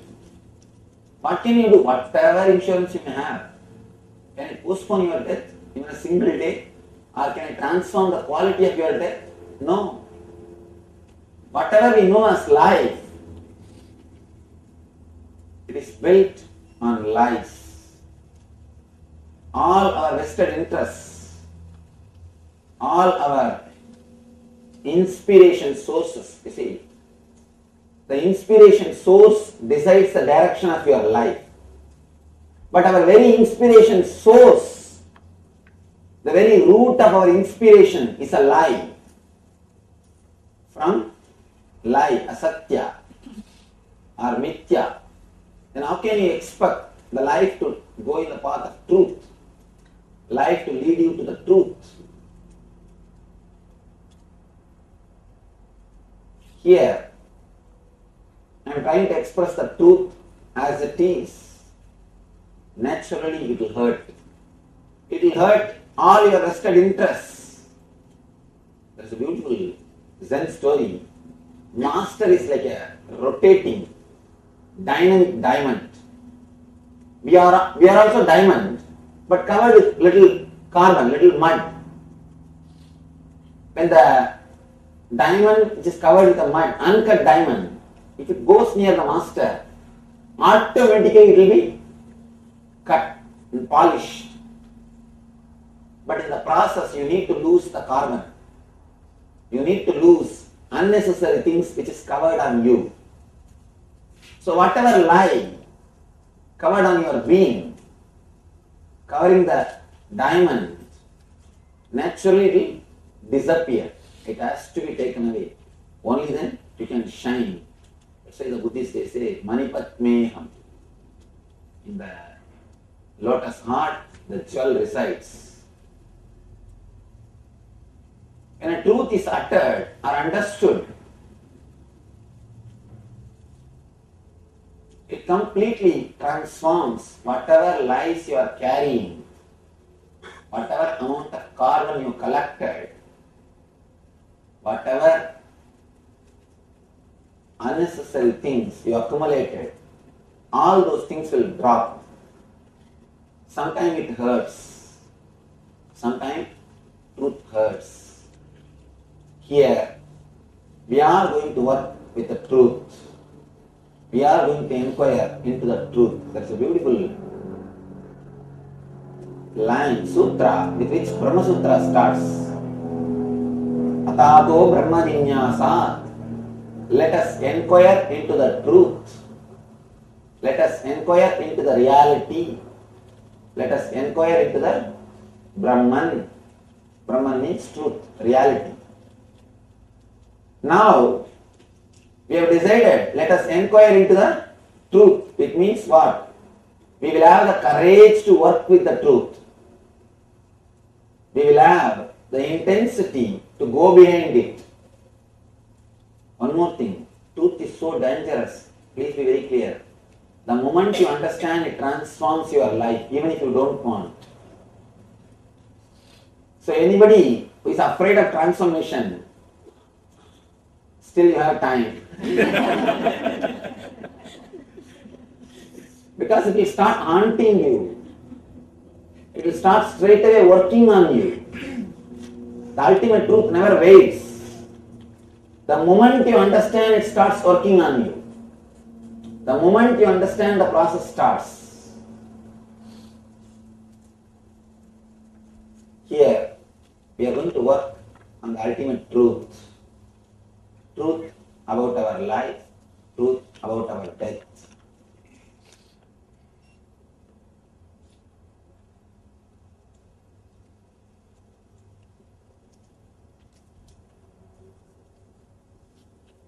Let me tell you a small story. It's not even a story, it's a history incident happened. How this technology and this formula happened to me. This whole 2 days program is a formula. It's a technology through which I am trying to transmit or reproduce the same experience which happened in me. I always tell people, scientist is a person who creates a formula to reproduce the things of the outer world. Master is a person who creates a formula to reproduce the experiences of the inner world. So this technology, of course,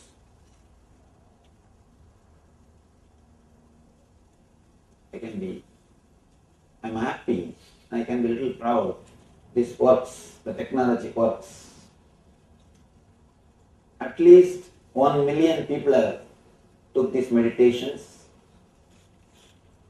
At least 1 million people have experienced the transforming power of these meditation techniques. This technology to reproduce the same experience which happened in me. That's what I call Nithyananda Spurana. How this technology happened to me. How I designed. I was staying in Varanasi. Varanasi is a headquarters of Hinduism, practically. Every Hindu is expected to visit Varanasi at least once in his life. And every day floating population is 7 lakh, 700,000 people. Every day go inside the city and come out. 700,000 floating population. I was staying in Varanasi. There was an elderly monk, sannyasi, was sick. I was attending him.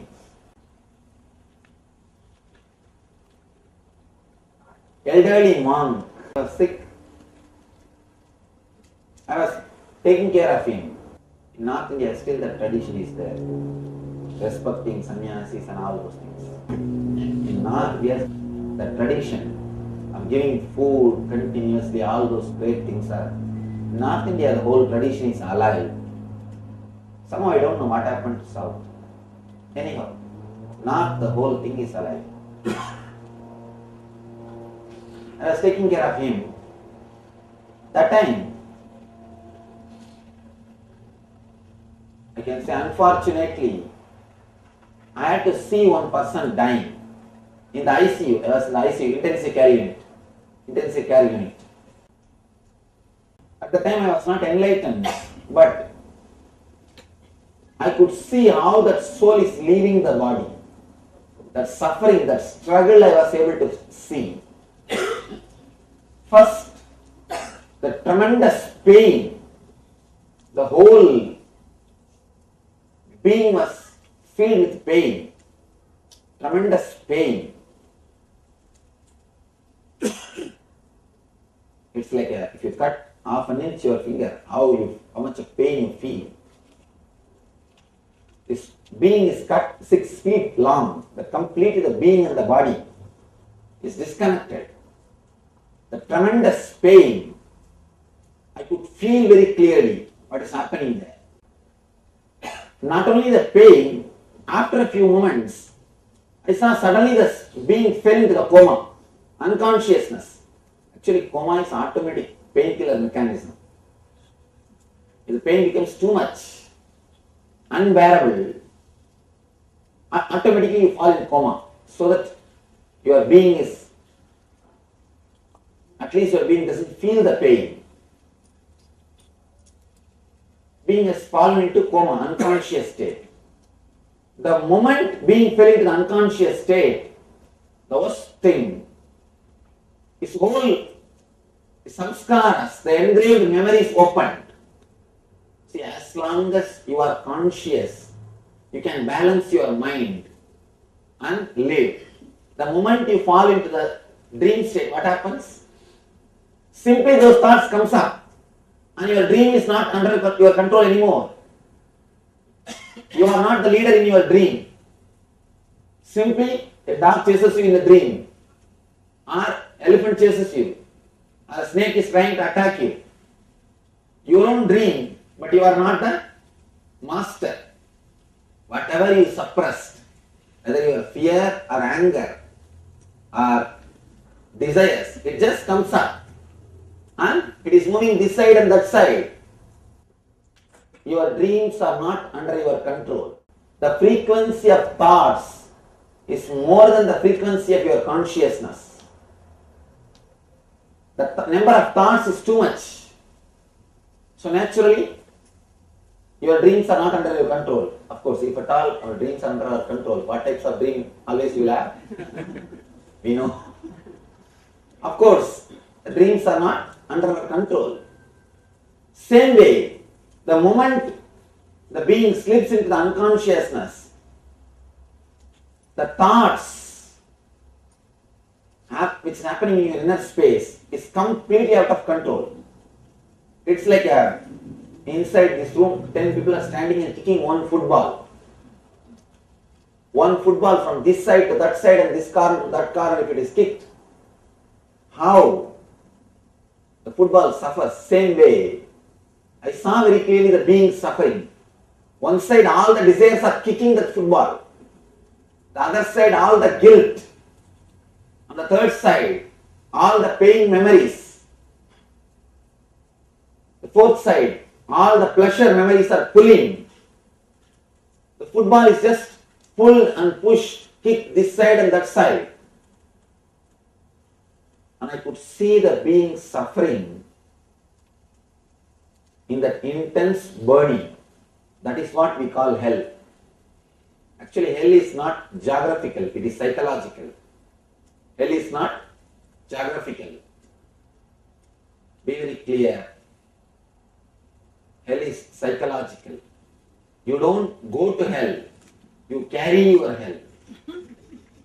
You don't go to hell, you carry your hell. Just like a tent, you carry when you go for a picnic. You open the tent and install. Just like that, you carry your hell wherever you go and just you open and install. Whenever you need. You carry whatever is necessary to create hell. To create a tent, what all is necessary? These pillars, the sheet. Just like that, you carry all the ingredients, all the things which is necessary to create hell. And wherever you go, you just create it. I was able to see very clearly how the being suffered, how the being was struggling, how the being was suffering to get out or to move into the path, into the next life. It was a tremendous suffering. One more thing, when you suffer too much, you will feel like time is not moving. Time is eternal. That is why we always say, hell is eternal hell. It is not chronologically eternal, but psychologically you will feel like time is not moving. You can see in your life, when you sit with somebody, some friend, with whom you feel connected or close, even if 10 hours passes, suddenly you realize, oh, what happened? How time passed. If you are sitting with somebody who is continuously boring you, with whom you don't feel comfortable, what do you do? Every 10 minutes you see the watch. Every 10 minutes you think, watch stopped or what? Time is not moving. Time is psychological, it is not chronological. That is why in the Vedic system, the time is measured as kshana. Kshana means gap between one thought and the other thought. gap between one thought and the other thought. If you can create gap between one thought and the other thought, little more gap. See, if you can create more gap between one thought and the other thought, your kshana can be even 1 year. For a restless person, kshana is microsecond. For a restless person, his kshana is microsecond. Person who is peaceful, relaxed, for him, the kshana can be in 1 year. More the gap between two thoughts, more you will be blissful. The more you are restless, more you will be suffering. That is why we say, for devatas, for the higher level beings, our 1 year is 1 day for them. Because the gap between the thoughts is less. For them, what is 1 day is for us 1 year. Because we have too many number of thoughts. Their kshana is too big. Our kshana is too small. When I saw the being suffering, for me it looked like just few seconds. But for the being, it's eternal. Because whenever you suffer, you feel like time is not moving. Time is not moving. Anyhow, somehow the being passed, he died. But that memory, the pain was there inside me continuously. It never disappeared. That if you see an accident, at least next 3 days you won't be able to eat. If you see an accident directly, how you suffer for next 3 days? Same way, I was suffering with that pain after seeing the whole thing. That sometimes, if you don't get extraordinary powers, you are saved. Sometimes these extraordinary powers, they disturb you too much. And you will be able to see something, but you will not be able to help. You will not be able to do anything. Then naturally it is a suffering. It leads to suffering. Same way, I was also struggling. I was able to see, but I couldn't do anything. Anyhow, I left the Varanasi, but the Swami became alright. He did not die. He became alright suddenly. I left the Varanasi after some time. Maybe after a year, I had my own enlightenment experience. After the experience, I came to South. After 2 years, again once more, fortunately, I can say this time fortunately, I was there to attend one more death. Again I was healing one of our devotees in ICU, intensive care unit. I saw one person dying in the intensive care unit. This time, the moment he started dying, slowly the pain started happening. Immediately I just wanted to escape from that place because of last time memory. I just do not want to stay there. I just don't want to see one more death and carry a little more pain. But after a few seconds, I was able to see very clearly, instead of falling into unconsciousness, that soul fell into the super consciousness. That being which was dying, instead of falling into unconsciousness, it fell into awareness. I was surprised. And just like how people ski in the snow, just like that the being started flowing from one layer to the other layer. It did not struggle, it did not suffer, it did not undergo any torture, it did not have any pain, it did not have any problem. Just smoothly, beautifully, the being flowed, being moved from one level to other level. I was surprised. And not only that, he just disappeared into the bliss, into the ecstasy. I was surprised. I asked the family people. After a few hours, I slowly spoke to them. I asked them, is a great meditator, is an enlightened soul. Because normally ordinary people can't die so peacefully. They said meditation. Why? They said that he is not even a religious person. He is not even a religious person, he is an atheist. I was surprised. How could this guy have such a peaceful, beautiful death? First thing, the other soul, first time when I saw that soul was suffering and struggling. And this being, such a peaceful, beautiful death. How? Why? Why that soul has to struggle and the soul is so peaceful and blissful? For him, death is a blessing. So ecstatic.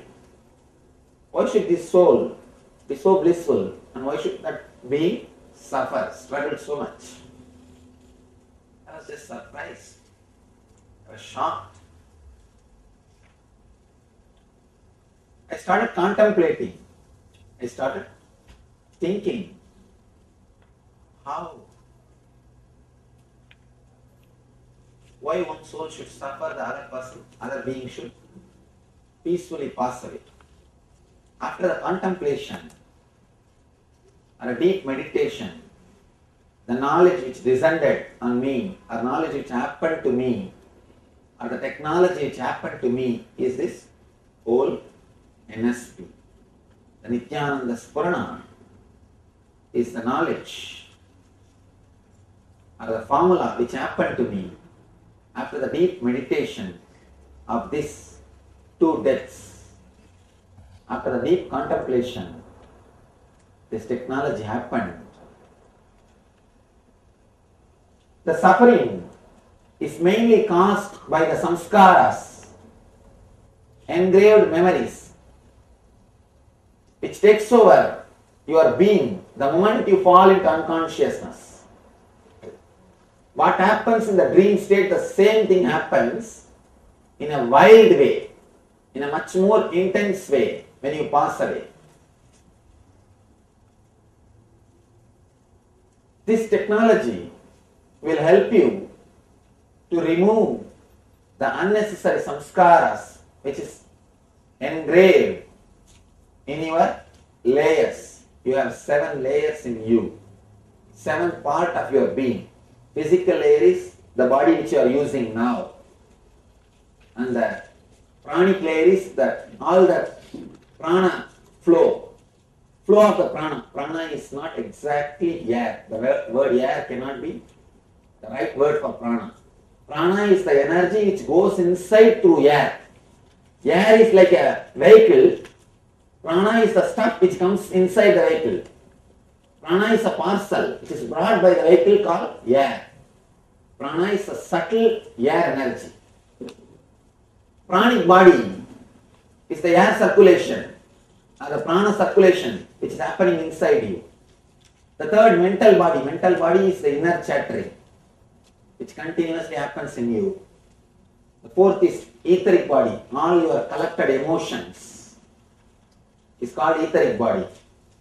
And fifth, causal body is the deep sleep.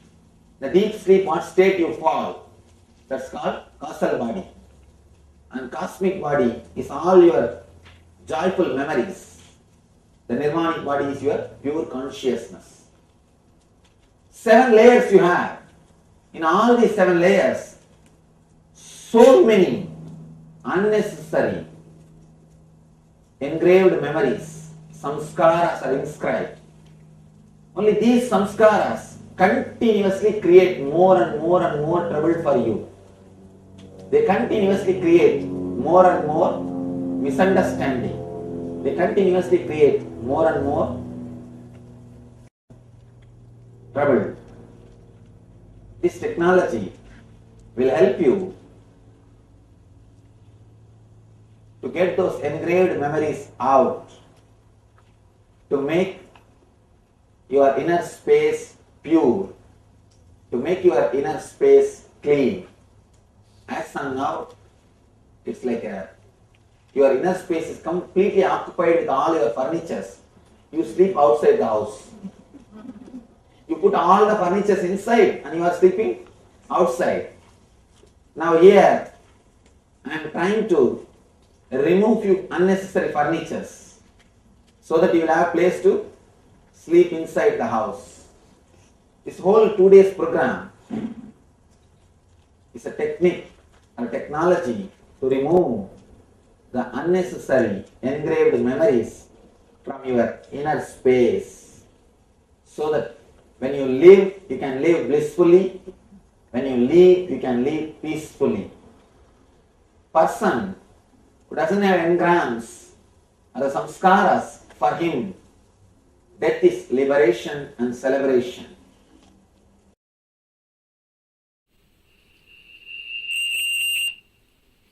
Yes, welcome back.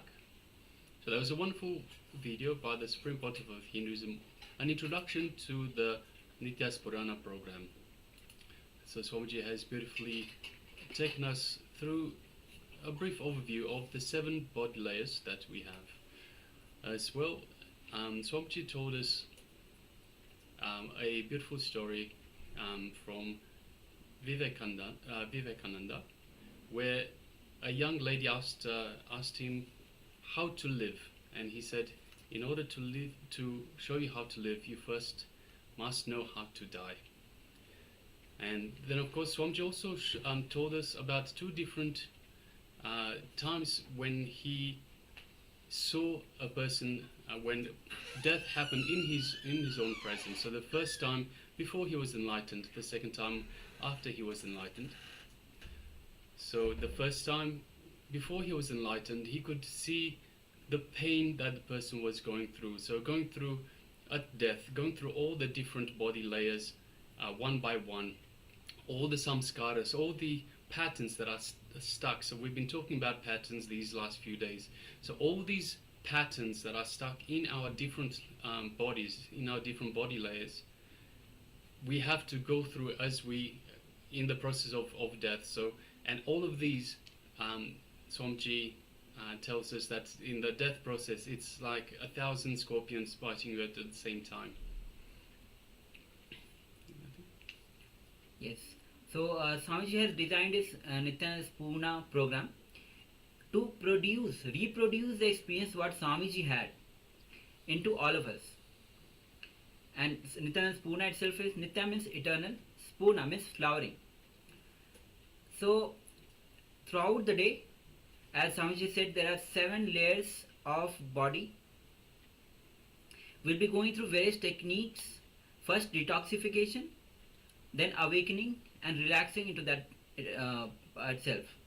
So each layer by layer, starting with the physical layer, then we'll be moving on to each layer throughout the day.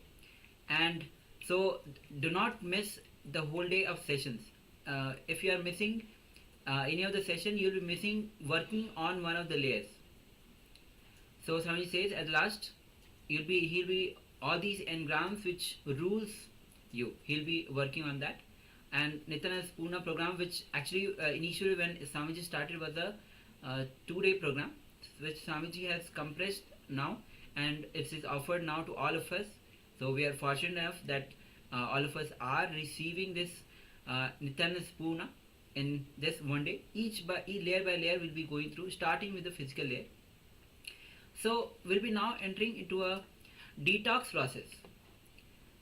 So as the every layer has so much of toxification is there. So first step that needs to be done is detox, and the best way to detox is water fasting. So every time when you fast, all the internal organs of your body starts working. Actually, the best food for the body is what is already gathered, and it is stored inside the body. So allow the body to eat itself without giving the food from outside. So what exactly does that mean? So allow the body to eat itself. So over the years, you would have eaten all sorts of food, and you would have stored some fat layers on your body. So when we're talking about the body eating itself, we're talking about the body burning this fat. So basically this fat is storage of energy that the body stores for later, and it is being stored in a way that the body can break down and use as energy. So the best thing for the body is to eat itself, as in to eat all the fat, to burn through all the fat and use that as the energy for the body. So when you do water fasting, it allows the body to rest from digestion. So most time when we are eating the solid food, what happens?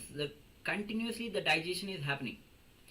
So when you start water fasting, you are giving the rest to the digestion process.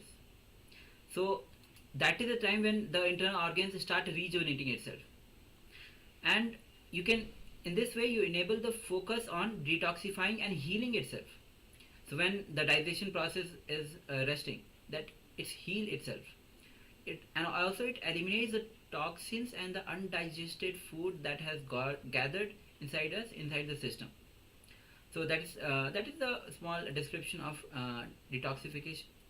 Now in this process, you will during the water fasting, because the body utilizes the stored fat for the energy, because you are not taking the food from outside, you are doing water fasting. So the body, whatever the stored fat is there, that it uses for producing the energy.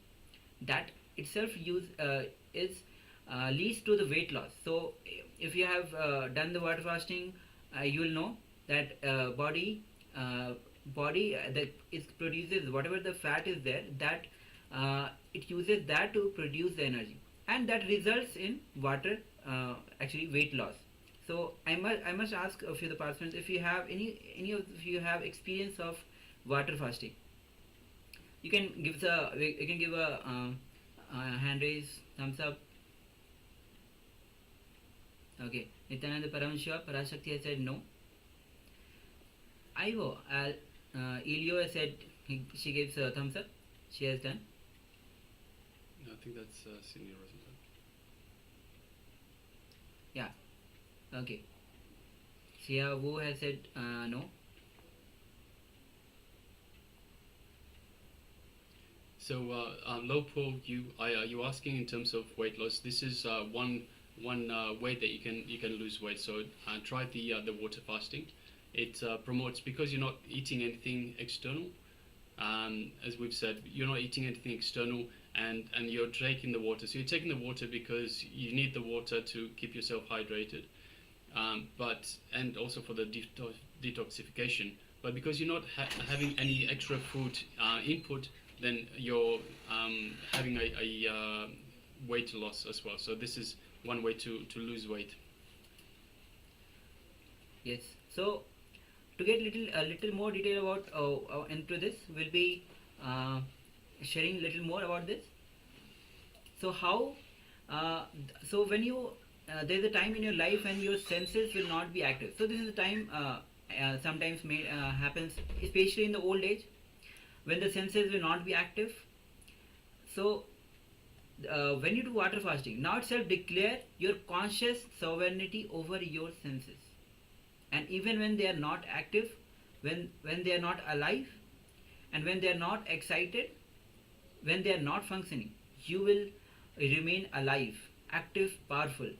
That is called as pratyahara. This is pratyahara is a Sanskrit word. When you withdraw from the senses, but still you are active, alive, and powerful. This is one of the achievements of your body. Needs to be to manifest the super conscious sovereignty. So yes, so this is one of the pratyahara, even though it's a pratyahara, but as it is said that when the senses won't work, especially in the old age, but due to some accidents, so for some people, some of those senses doesn't work. That is another thing. So pratyahara means withdrawing from the senses, but still alive, active, and powerful. So we'll be getting details into the water fasting. The first step, whenever in the morning time when you wake up, it is always recommended to have the water, take water, especially the lukewarm, slightly warm water. That is the best to consume in the morning times. Now second is, it is ideal to drink the cold water after the maybe 11 o'clock your time, each zone you can, wherever you are, 11 a.m. after that you can take the cold waters. Cold, not exactly the cold, totally cold water, but normal and little cold water. So because in the afternoon, pitta is a Sanskrit word, pitta is dominant that time. So it will balance the pitta. That is why drinking cold water balances the pitta in the afternoon. Third, practice enema to cleanse the toxins from the intestine to stimulate the livers and the stomach. Many of us will agree that we take the food, digestion happens, but a residue of the food still remains in the intestine, the digestive system. So the best way to cleanse the intestine, the process of digestion, is to do the enema. So the next thing is question arises that how many of you actually know what is enema? Enema is actually one of the detox process that is offered from KAILASA, which includes the enema, nostril cleansing, eye cleansing, taking haritaki and the night. So this is one of the forms of detox that is available, that Swamiji has given. So enema is when you from the back, when you put the water through one container inside till your intestine, slowly it detox the whole intestine itself. So that is a very powerful detox process. So it stimulates the liver and the stomach. Now next is having very hot water is the best way. Avoid it as it increases the appetite. Okay, so as you are doing fasting, so you should not be always in the appetite mode, because if you are in the appetite mode, you will start craving for the food and you will take the food. So do not have the hot water, because it will increase your appetite. And as a general rule, any fasting should not be ended with heavy food. So even if you are ending the water fasting, take little solid food, not heavy. You don't jump just because you ended your water fasting. Don't jump onto the food. Just take a small little bit of food to enter into the as what we call as normal lifestyle of food. So you can start with one day, then slowly move to 11 days. So initially, if you have not, there's no practice, then it will be really difficult to do the water fasting. But you can start with one day, then slowly you can increase and go on increasing till 11 days of water fasting. So for the reference, we'll be putting the instructions for water fasting in the Zoom chat, so that all of us know, and if those who are interested. But make sure that you are doing it under your consulting doctor, unless there is some harm. So we'll be a short while we'll be putting the instructions related to the detox by water fasting. So if you have any questions, you can put your questions in the Zoom chat.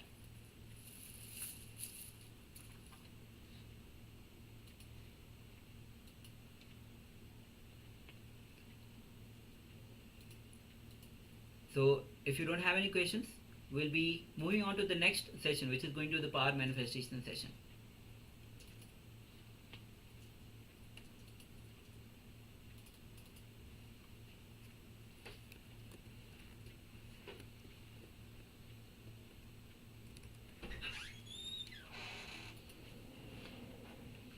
So the power that we are going to manifest today is going to be reading sentence blindfolded. So this is different from generally what we do. So as we have already entered the Sas Pramana, so we'll be directly entering into the power manifestation itself. So I request all the participants to bring the eye band with you, have the eye band with you, and we'll be projecting the image projecting the sentence on your screen actually. So you can see through third eye what is the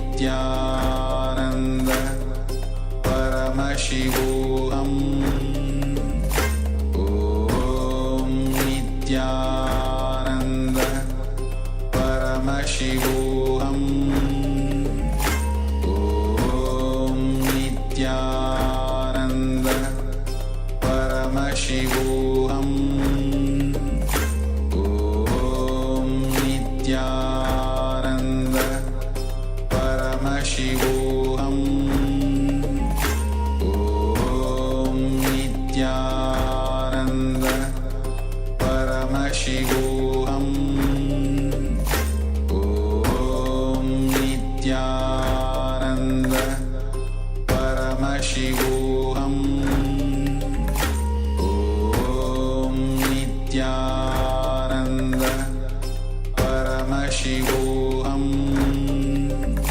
Om Nithyananda Paramashivoham Om Nithyananda Paramashivoham Om Nithyananda Paramashivoham Om Nithyananda Paramashivoham Om Nithyananda Paramashivoham Om Nithyananda Paramashivoham Om Nithyananda Paramashivoham Om Nithyananda Paramashivoham Om Nithyananda Paramashivoham Om Nithyananda Paramashivoham Om Nithyananda Paramashivoham Om Nithyananda Paramashivoham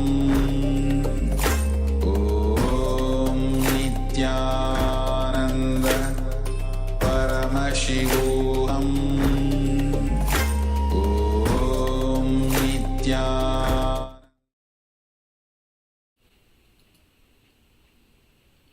Yes, welcome back. You can relax now.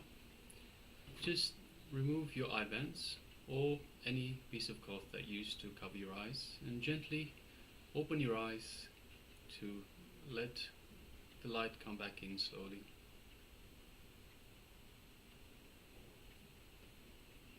And then just take a moment and let us know what was being revealed to you in your third eye. So this was the power manifestation session. We asked you to read blindfolded a sentence that we displayed on the screen. So let us know what was revealed to you in your third eye.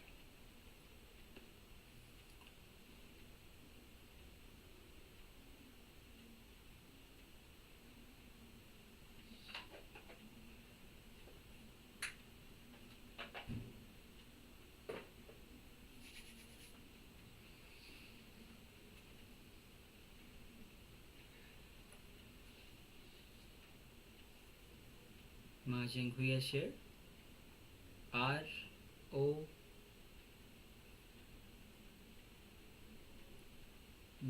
maybe it's some Chinese word translation, KRIND capital F M I.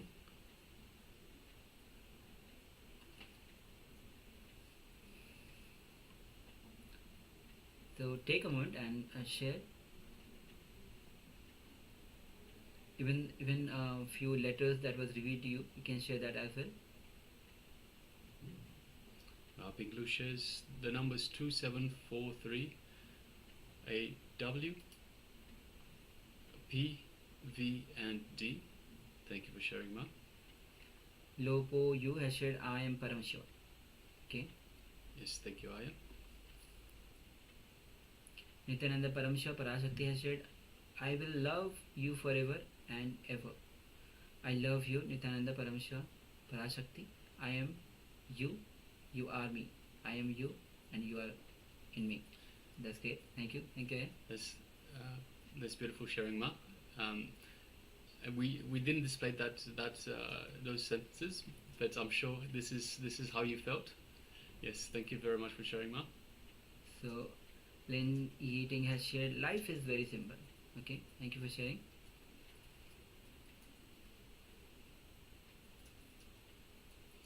Chen Hai Hui says, I have a power outage here. I hope that was not the relation. Yes. Yes, it's sorry to hear that, Ma. Okay, so if we'll give few more minutes so that others can also share, then we'll move to verification. And I request all participants, if you haven't shared so far, please share now. It's we are already halfway through the program, and this program is best enjoyed and the benefits are best achieved if you take part into every single session. So please I request all participants to please come and take part in the power manifestation sessions. Come on camera and join in, please. Ma Xia Wu shares the letters D, I, and E. Okay. Yes, thank you for sharing, Ma. So now let's verify. We'll be projecting the word, the sentence which was being projected. So it is consciousness is the ultimate. So this is the sentence that was being projected. So Lo Po you has shared I am Paramashiva. So yes, consciousness is Paramashiva, consciousness is the ultimate, and that is Paramashiva. Ma Zhenkui shares R, O, and F. So we have R and O. Consciousness, actually, no, sorry, there's no R. There's definitely O. There's no F and no R. Yes, Ma Pinglu shares W, P, V, and D. W, P, V, and D. Yes. So there's we don't have that in this sentence. Yes. Then we have Ma Lin Yi Ting sharing life is very simple. Yes. So when you are in the ultimate consciousness, life becomes very simple. So and that's what you might have interpreted. Yes. And March and how you have shared, I have power outage here. Can I display and call? Teacher, can you help me with slides where I'm staying and call? You can always you can also go through the Zoom. You can put there also.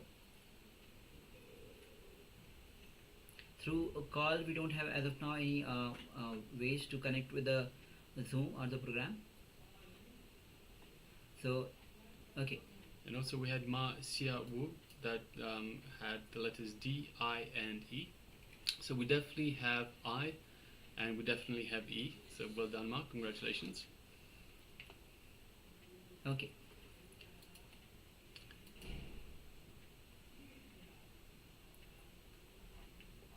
So now we'll be moving on to the next session.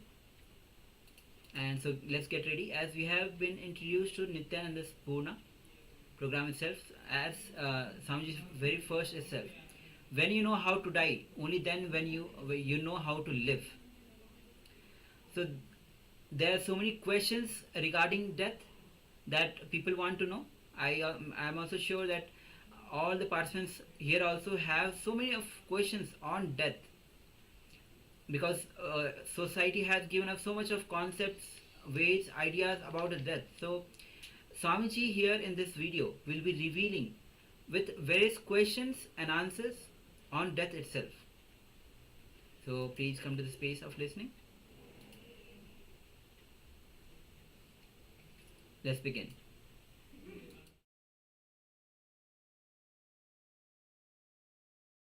Talked about the samskaras which you have developed all these years, and this program which is going to, my question is it going to eradicate the samskaras? I can say it is going to eradicate. Or it will not. One thing, it's like we are flooding, we are making your whole being conscious. Naturally the majority of the samskaras disappears.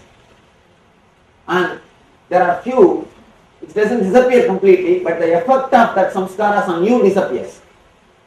There will not be any effect. Thank you. It becomes such a dead leaf.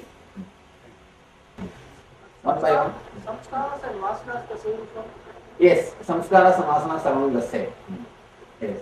Why are we in the cycle of life and death? Oh, but you should ask yourself, not me. Why I am in the cycle of life and death, I asked and I found the answer. I am liberated. Now you should ask yourself. Only that can help you. Asking me will not help you. Asking me will give only intellectual answer. Asking you only can give you experiential knowledge or freedom. There is this kind of like a peaceful country. He was a very young man, very beautiful person, inside and outside. And suddenly he was shot dead by meditating in the park. So what happens to that soul? That soul also suffers. Undergoes the same thing. Or suffering. Oh, sorry. Use the mic. Anybody wants to question? Please use the mic. No matter what life we have been leading before, if we follow exactly what you are telling, the results will be like what you are saying. Naturally. How you lived is not the thing. How you are going to live is the thing. What do you do but to test the quality of other spirits that are around you at your time of death? At your time of death. Yes. You don't have to bother about other qualities, other people, other spirits' quality, ma. Your spirit, if it is blissful, that's enough. You don't have to bother about other spirits. And that's not under your control also. So nothing can be done. Swami, the Vedas talk about Panchakosha. Of course, the same thing. Panchakosha and 7 layers is one and the same. 100 by 5 is Panchakosha, 100 by 7 is 7 layers, that's all. Same 100, 100 by 5 and 100 by 7. In this way, I am able to work in a deep way, the detailed way. Helping people is very easy when it's made it to 7.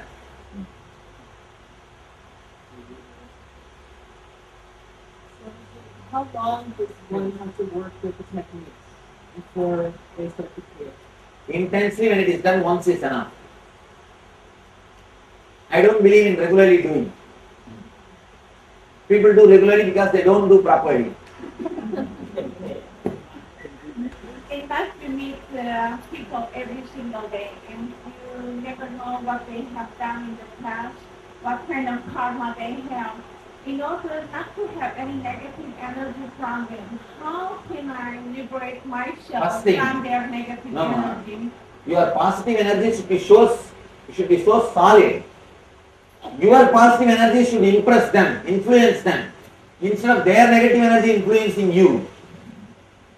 Create a positive, solid energy in you. Naturally, you will inspire and impress them, instead of inspired or impressed by them. If the doctor says the patient is dead, which first layer? Just the doctor says only first layer.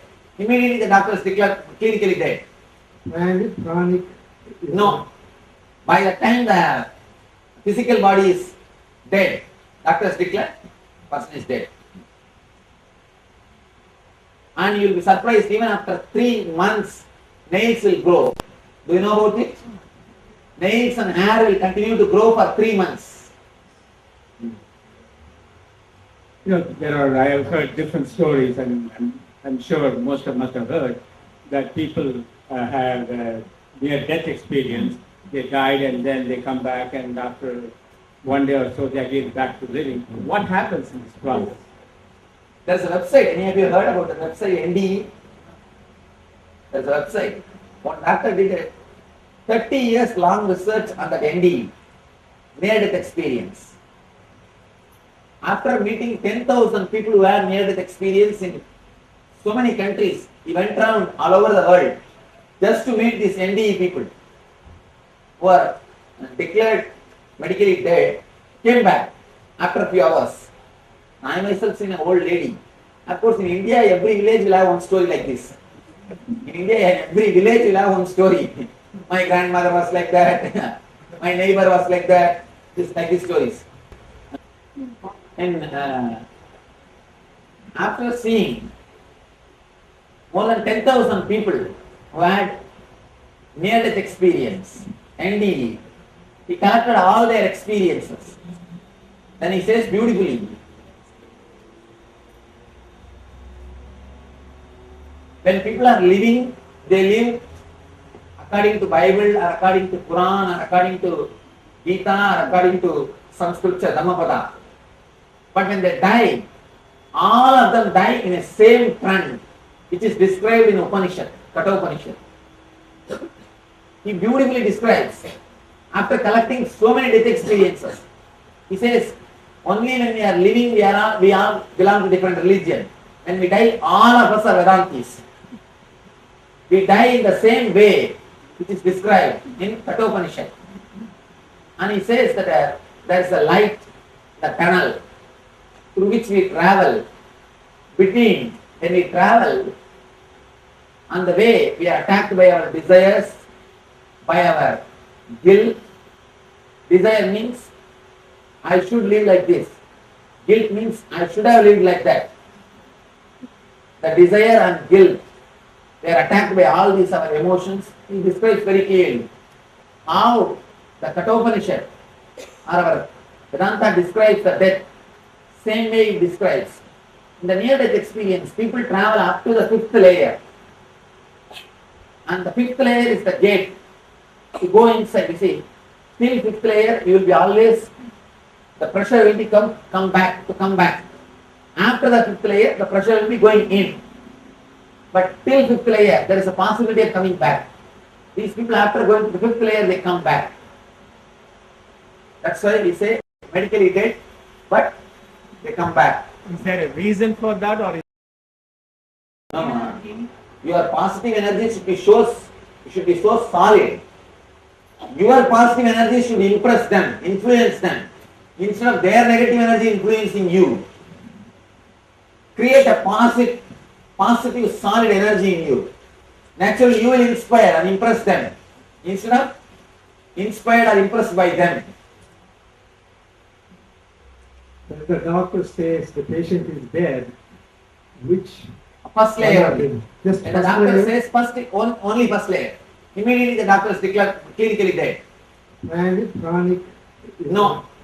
By the time the physical body is dead, doctors declare person is dead.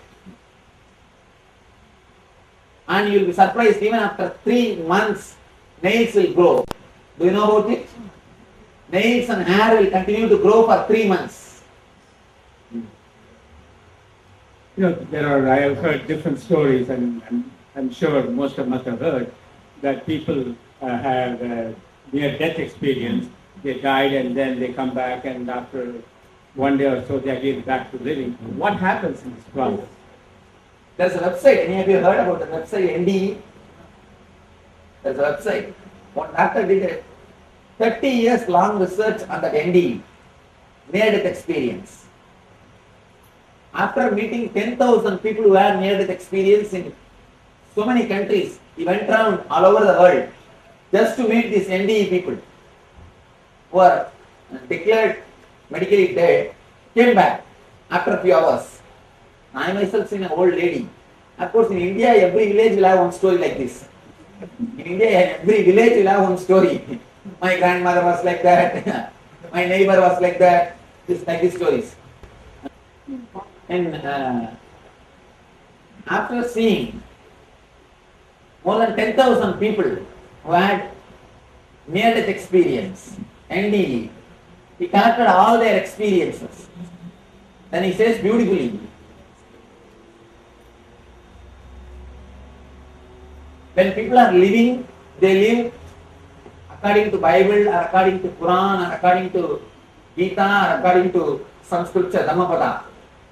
But when they die, all of them die in a same trend, which is described in Upanishad, Kathopanishad.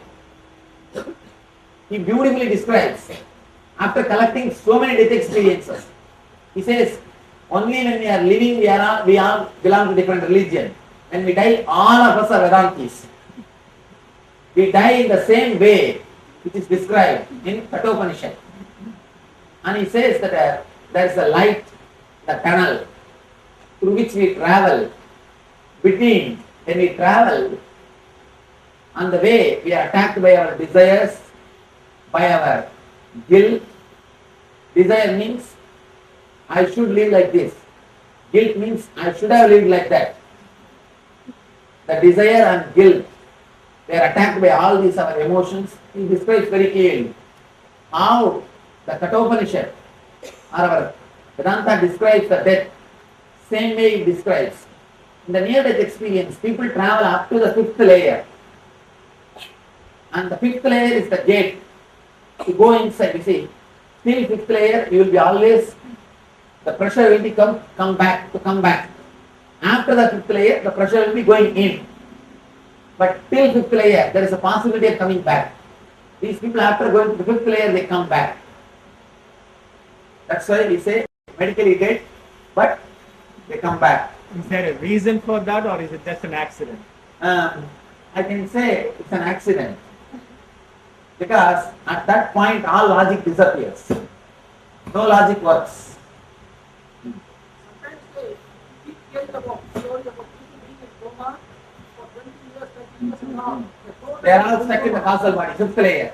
They come back again suddenly. Sometimes, as an accident, they come back.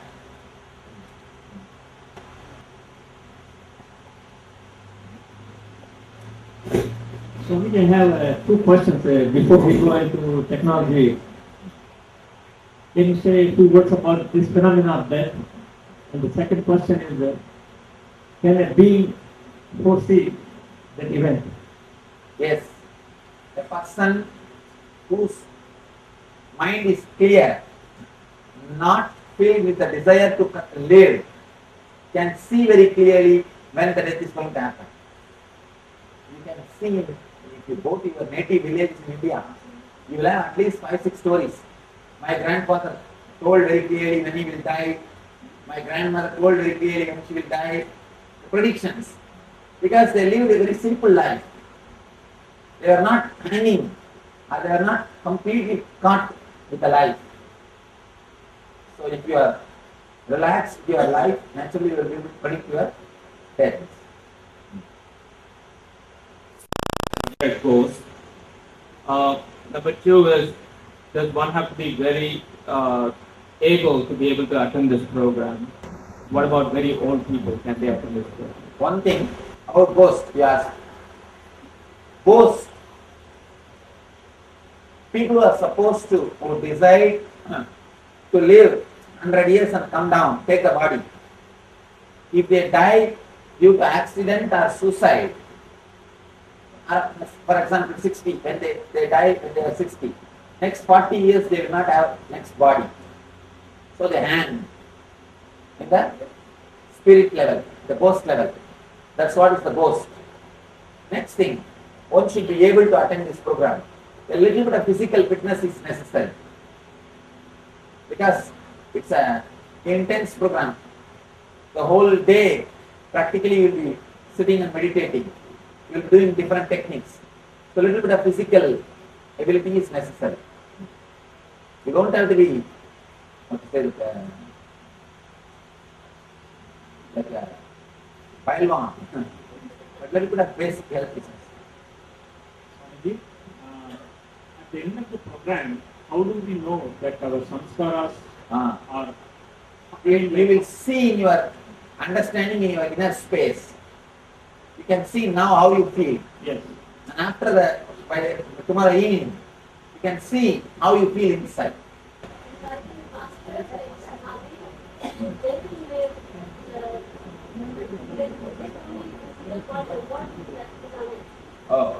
Samadhi, in Samadhi, they just became one with existence. That is what is Samadhi. And if they decide, if they choose, they can assume the body again. That's the reason. Still this living, the masters who passed away, Paramashivoham, Ananda, Mahatma, they still give darshan to people. They can assume the body. You said that you watched a scene No, but you are not saying no. I was attending a monk, but the monk did not die. Another one person was died. The monk came and he became all right. So if the monk has all these sadhus suffering, they don't go to a purification? No, we can't say just because somebody is a monk, he doesn't go through pain. If he has achieved the conscious experience and he is living, only then he passes away peacefully. Otherwise, he also has to suffer. See, there is no such thing as a sannyasi or householder. Person who has achieved conscious experience and person who has not achieved, that's all. Only two categories. Who achieved conscious experience, who has not achieved conscious experience, that's all. There is no sannyasi or householder. And that is just superficial, social. Sannyasi or householder is social. Consciously how intensely you live, what's your life, how your lifestyle was, only that matters. And one more thing, it's a truth, even though it is very controversial truth, but truth, let me very clearly explain, the truth has to be explained. I saw very clearly, you neither carry your sin nor your merits. Please be very clear, it's very controversial thing and very difficult to digest, I know, but the truth is truth. Neither people carry their sin nor they carry their merits. Then immediately you will ask, then we can do whatever sins we can. We can do whatever we want. Be very clear. You carry only the mental setup. For example, if somebody does 100 murders, he carries the mental setup of killing others. That very mental setup tortures him. It's not that the number 100 murders he did, the number is not carried, but the mental setup is carried with him. The mental setup only continuously tortures him. It continues to torture him. Here, I saw very clearly, consciously, neither a person carries his sins or merits. Please be very clear, your sin or merit is just social. It is not experiential. One more thing, to tell you honestly, people don't do sin acts and go to hell. They do sinful things because they are in hell. You will not do a mistake if you are completely blissful within yourself. Will you harm anybody if you are blissful within yourself? No. You harm somebody, you disturb somebody if you are in hell. So the very attitude of doing mistake itself is a punishment. Of course, what I am saying is a very high level truth, very difficult to digest.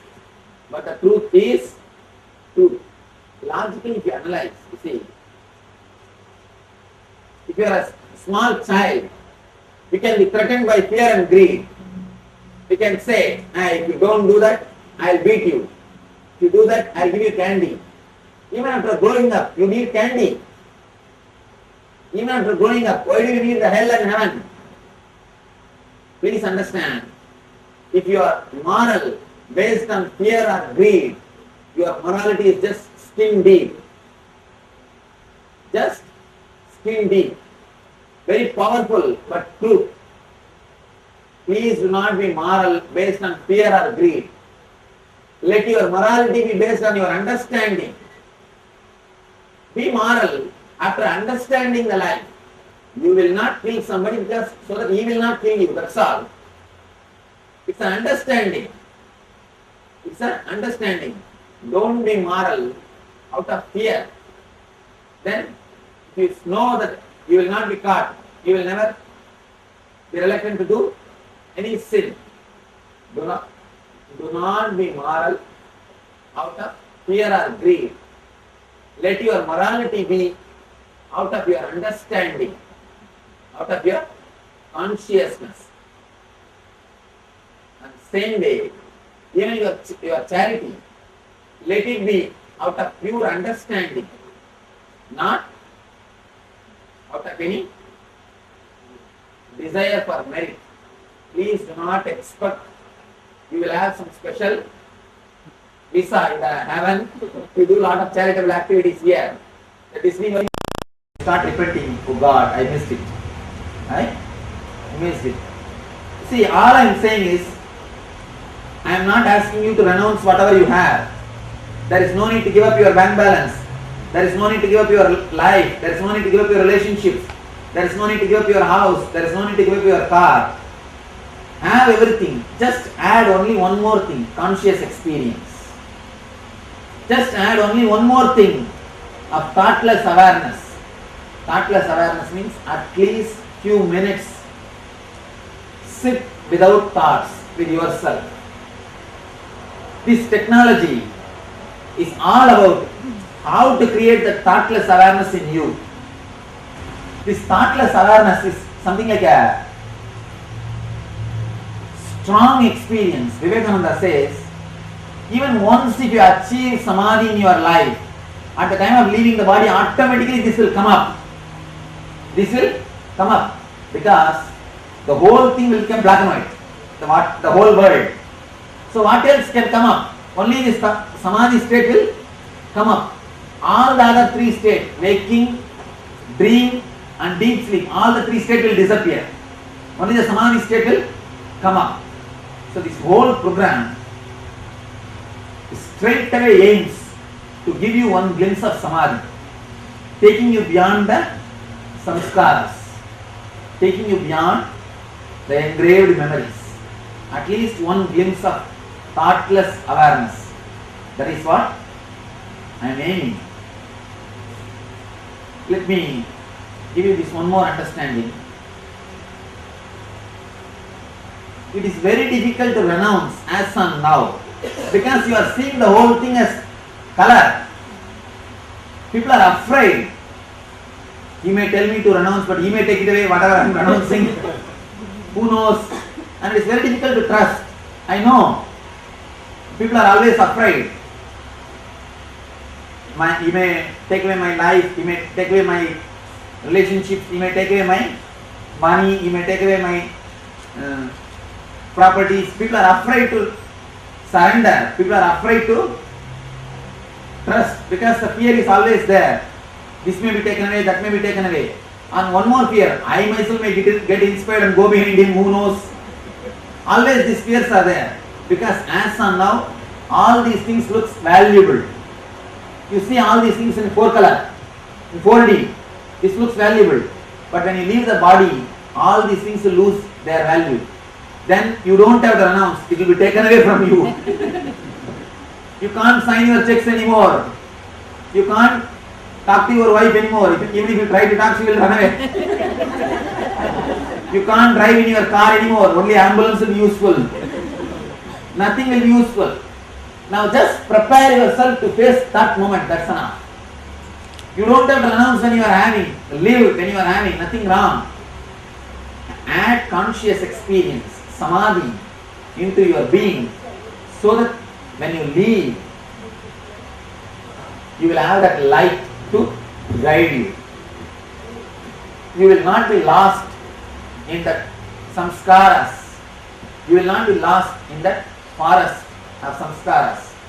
If you don't have the conscious glimpse or a samadhi experience, automatically, naturally, you will be pushed and pulled by your thoughts. Because there is no anchor. Samadhi is like an anchor in the ocean of samsara. So here, all I am trying to do is to give you an anchor to travel in the ocean of samsara, the samsara sagara. It will be like a lighthouse Here I am trying to install a lighthouse in you, so that when you leave the body, you will be able to travel peacefully and blissfully. You will know the direction to travel. You will not be caught in the engrams. Always the next question comes. Oh, if it is about death, let us learn the end later on, Swamiji. What is the use for now? What is the need for now? Always these young people, they think meditation is for the old age, not now. All the old people, always they think, I should have done all these things in the young age itself. It is too late. Always we escape. Be very clear. First thing, you don't know when death will come. Next thing, the moment you start learning the attitude of postponing, you will never learn even when you become old. So the postponing will not work. Any other question? Yes, your question. My question is, I'm not understanding about this past life mythology.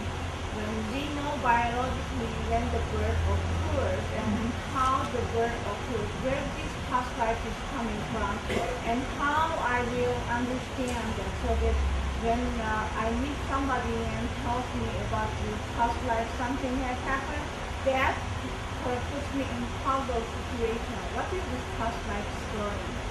Now in the modern day, enough of research in psychic field is done. Psychic researchers, they are all proving, whether we believe it or not, accept it or not, past life exists. There is enough proof. So much of psychic researches are done in the modern day. There is enough of proof for this past life, especially these indigo kids. The research on the indigo kids proves the existence of past life. And there are a few more things which you should understand.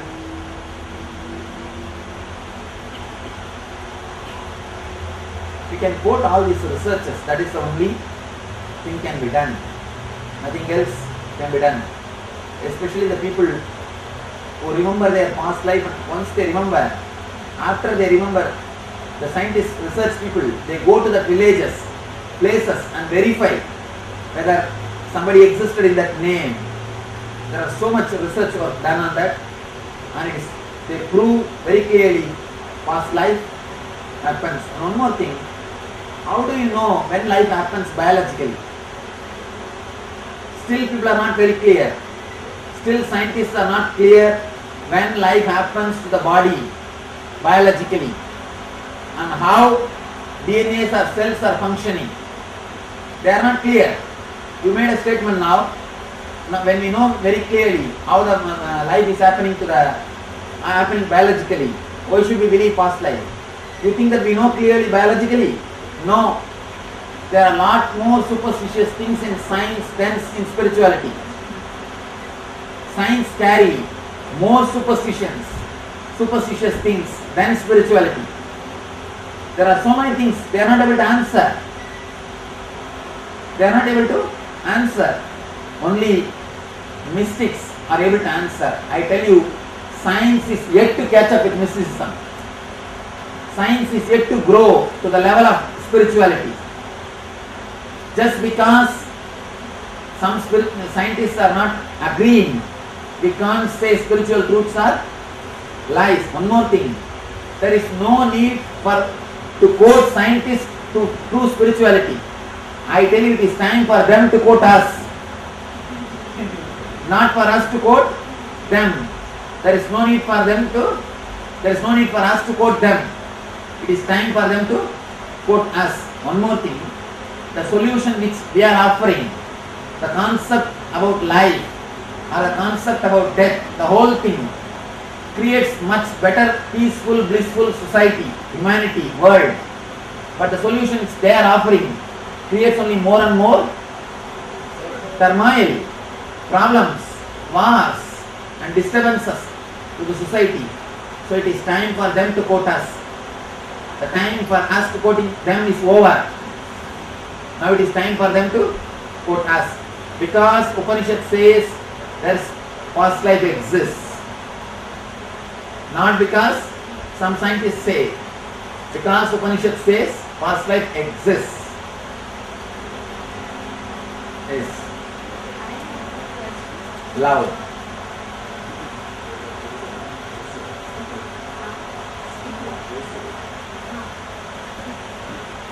I have two questions. The first one is about the statement that accidents are invited by you. Now, if we are into an accident, we are into a car accident, five people are in a car accident.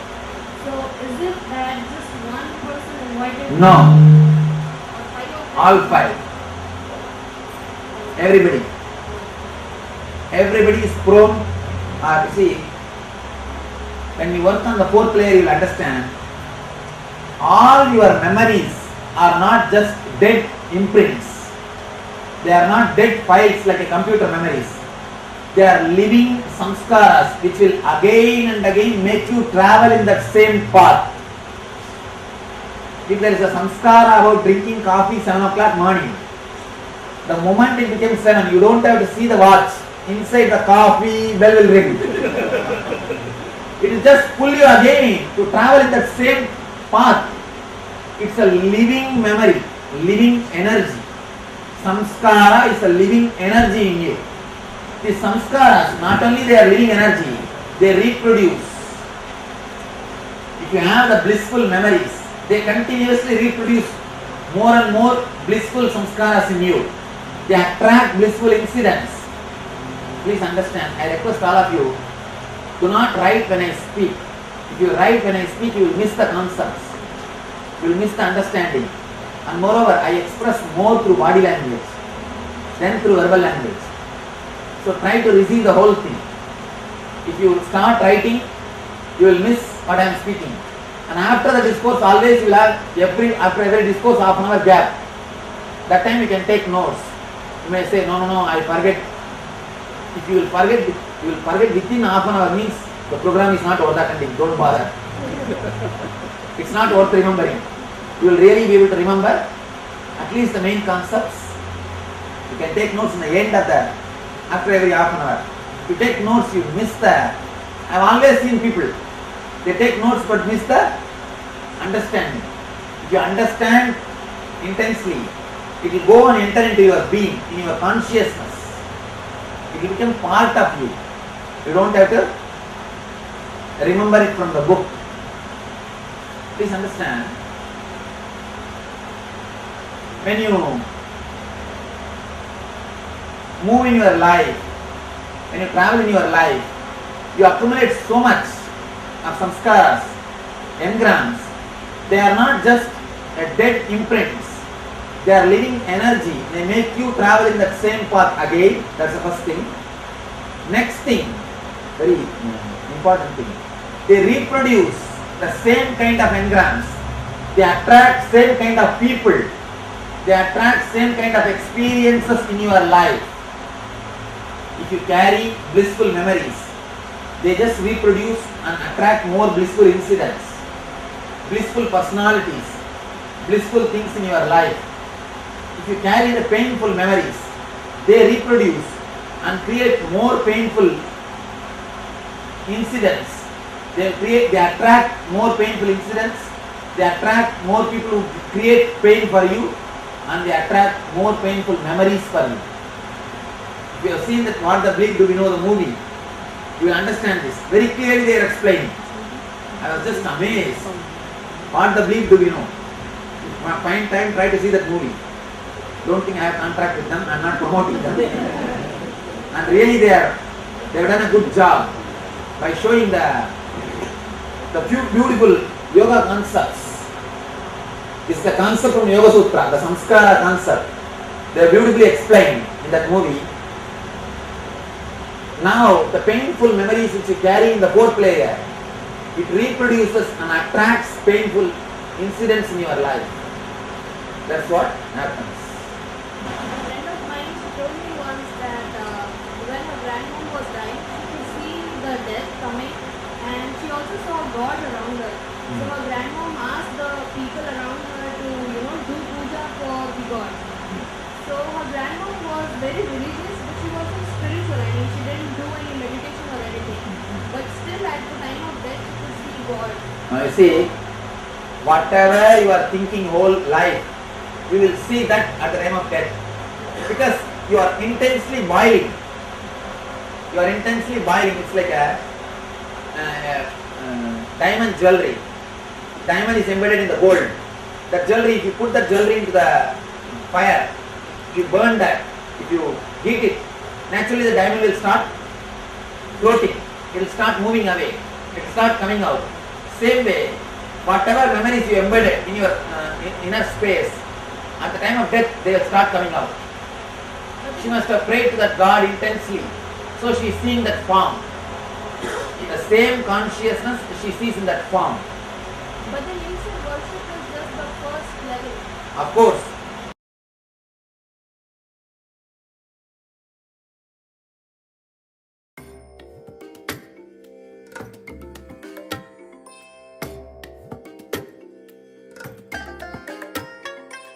I bless you all. Let you all open all your three eyes and manifest the powers of Mahasada Shiva. Om Nithyananda Paramashivoham. Om Nithyananda Paramashivoham. Om Nithyananda Paramashivoham. Om Nithyananda Paramashivoham. Om Nithyananda Paramashivoham. Om Nithyananda Paramashivoham. Om Nithyananda Paramashivoham. Om Nithyananda Paramashivoham. Om Nithyananda Paramashivoham. Om Nithyananda Paramashivoham. Om Nithyananda Paramashivoham.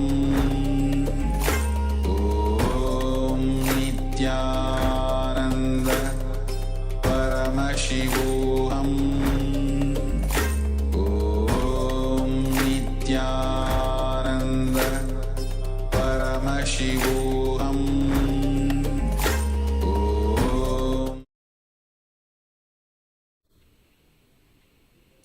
Yes, welcome back.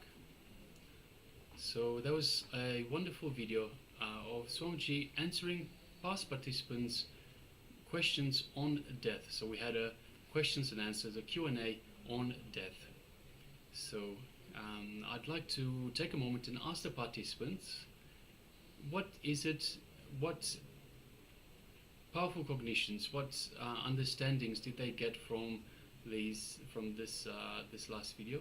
So I ask them, please take a moment and let us know in the chat what powerful cognitions you got, what understanding did you get from this last video.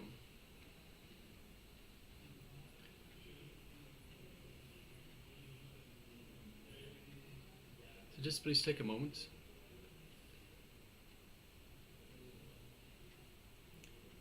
So remember, I asked all participants to please have their pens and paper ready to write down any powerful cognitions they receive, so they can review it later and make sure that it stays with them, so they can start living that powerful cognition in their life, in their daily life. So please take a moment and share with us the powerful cognitions that you got from this last video. There were lots of questions and Swamiji covered a wide area, some very important points for us to realize, for us to understand.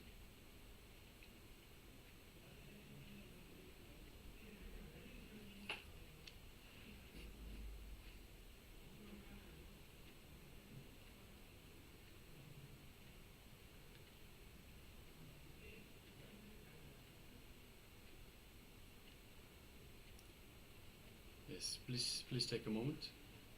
And also, I request participants, so Swamiji talked about the 7 body layers. I request participants to share what are the 7 body layers. So if each one participant can give me 1 body layer, so ask everyone just give 1 body layer. So Swamiji talked about the seven body layers that we have. Just type the food body. Yes, Ma Anna Fan says food body. Thank you for sharing, Ma. The prana body. Yes, thank you, Ma.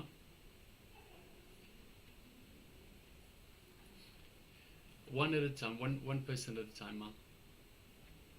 So each person gets a go. Thank you for sharing, Ma.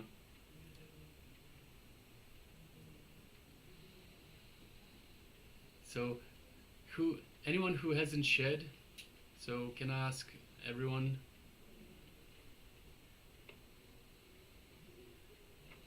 So if I could ask Wu Jie Chi Aya, please share one of the 7 body layers that Swamiji has talked about.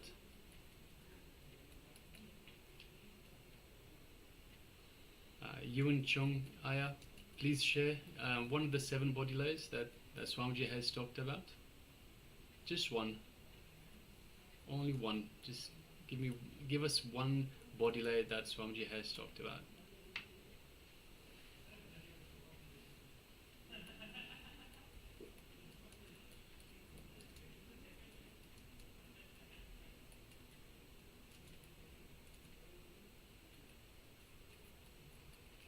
Ma Nithya Agora Swarupini, if you could also share one of the body layers that Swamiji was sharing with us.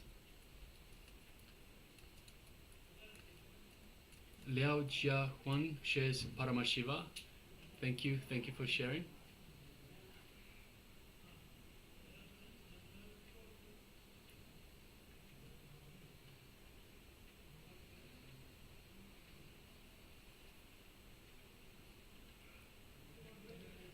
And also, Swamiji talked about the engrams. Who can tell me what the engrams are? Can I have someone to share their understanding of what engrams are?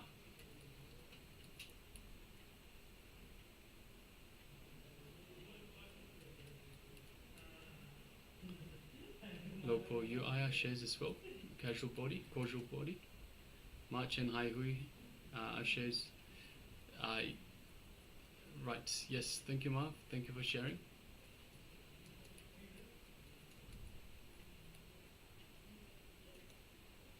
Yes, Lopo Aya shares these hold the engrams.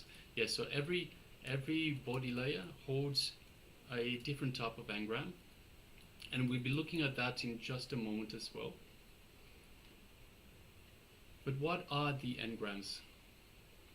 So Swamiji shared beautifully that the engrams are all the attachments, the desires, guilt, worry, all the pain and the pleasure patterns that we form, and the experiences that we hold that get stuck into the different body layers. So the engrams are living energy. So whenever we don't live something fully, then the engrams will make it in such a way that we come to experience that same situation again, such that we can have the experience, we can go through the experience fully, we can fully experience the situation. Yes, unfulfilled desires and guilt. Yes, thank you very much, Ma Nithyananda Paramashiva Parashakti.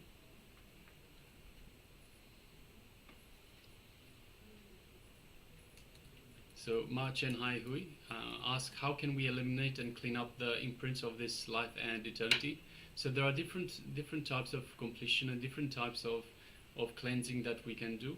And throughout this program, we'll be looking through how to go through each individual layer and how to remove all these engrams. So there'll be meditation techniques, and there'll be powerful cognitions for us to get rid of these engrams, but also just simply by doing power manifestation clears up a lot of the engrams as well. So power manifestation is also another way. It works on many different dimensions of our body and many different levels of body layers as well. So even the power manifestations clear these up as well. So we'll be going through these throughout today. All right. So let's move on to the next activity. Next activity, please. Do you want to speak?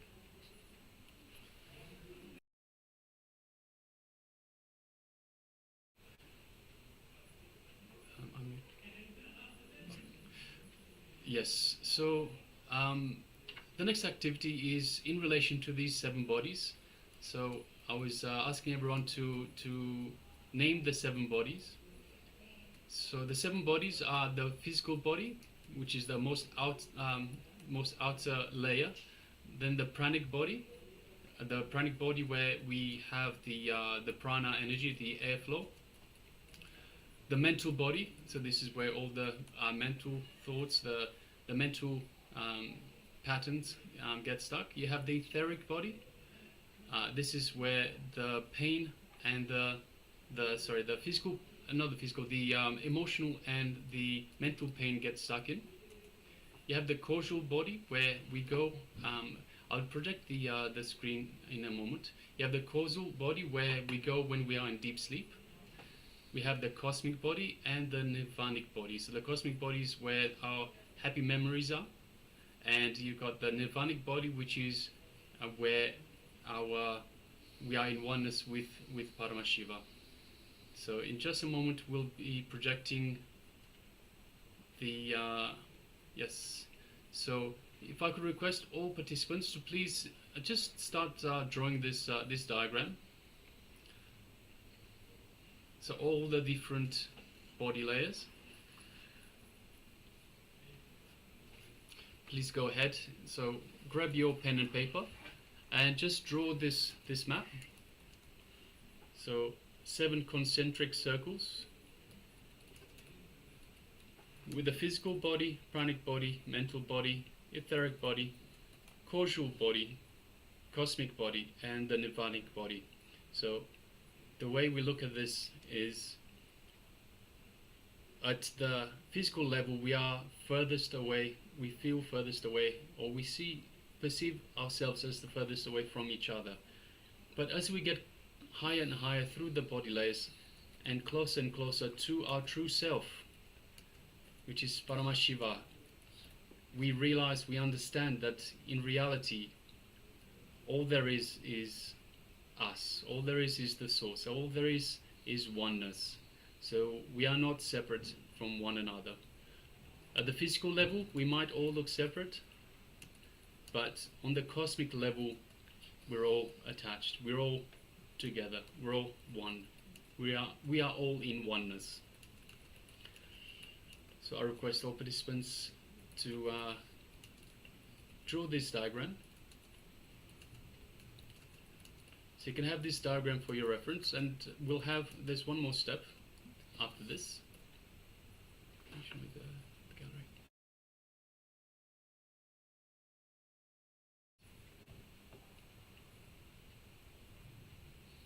So we'll just take a moment to draw this diagram.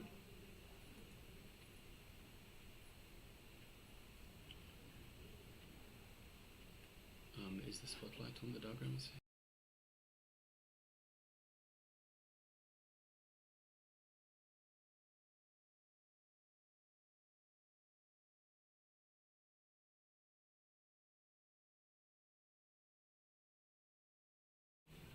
Everyone able to see the diagram? Just give me a quick thumbs up.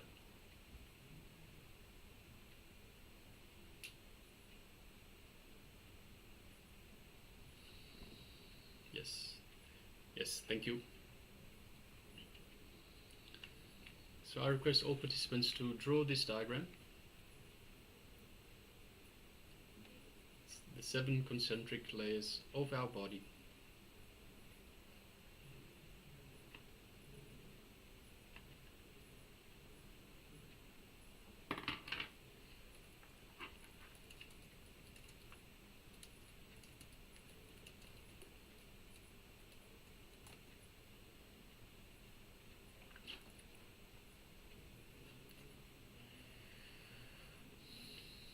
once you're done, just let me know again by showing the thumbs up, just so I know that we're ready to move on to the next step.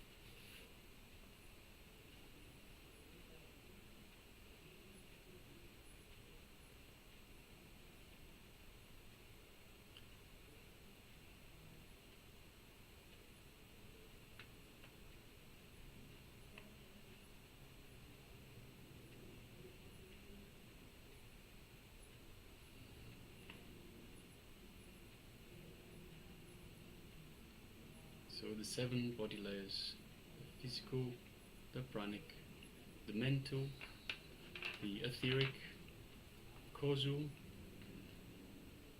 the cosmic, and the nibbanic layers. 7 body layers of our being.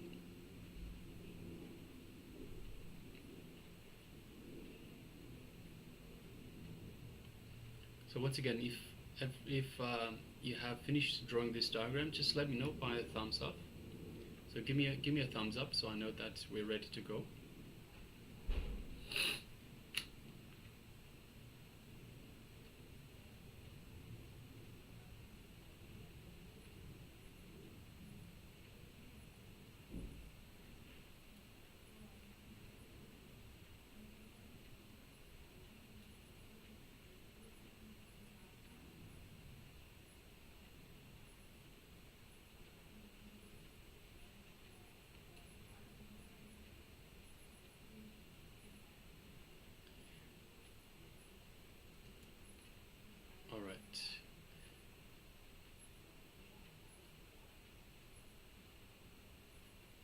So,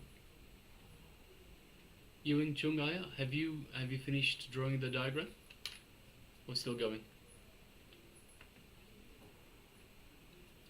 Okay, thank you. Ma Chen Hai Hui, have you drawn the diagram? Lo Po Hu Aya, have you drawn the diagram? Yes, thank you. Ma Nithya Agora Swarupini. Yes, thank you, Dr. Balaji. Ma Zheng Hai Hui, have you finished drawing the... Sorry, Ma Zheng Hui, have you finished drawing the diagram, Ma?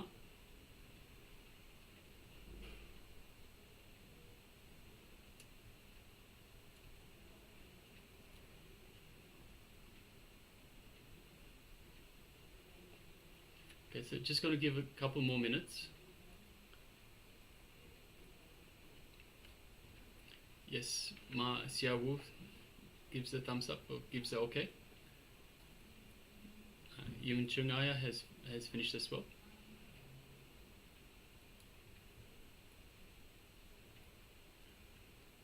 All right. Just give me one more minute for everyone to catch up. Yes. Ma Liao Jian Jiaquan, thank you very much. Thank you for sharing, for letting us know.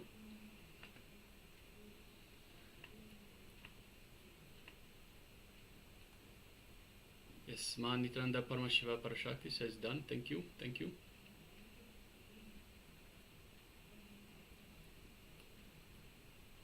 So this diagram is for your own reference, so you can refer to it at any time. And there's one more step, so we'll have one more step after this, where we map the engrams, we map the attachments that the patterns that get stuck into the different body layers. So that will be the next step.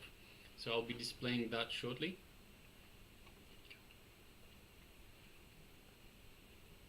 Yes.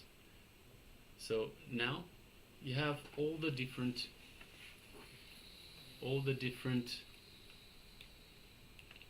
patterns, all the different engrams.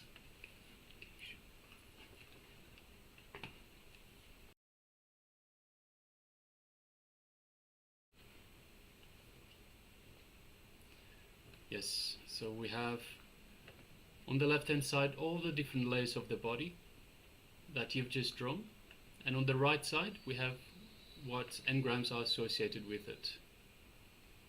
So we have the physical body, and the engrams are physical pain.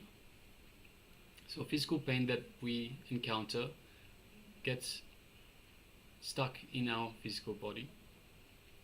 Then we have the pranic body. This is where all our desires reside. So whenever we have a desire that is unfulfilled, it gets stuck in our pranic body.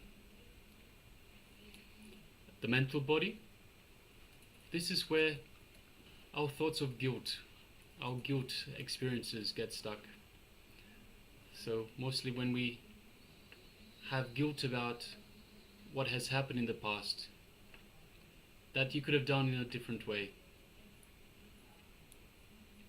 Then the etheric body, experiences of mental pain and emotional pain. So whether the pain is mental or emotional, they both get stuck in this etheric body layer. The causal body is where we go to in our deep sleep state. This is where the engrams reside in seed form.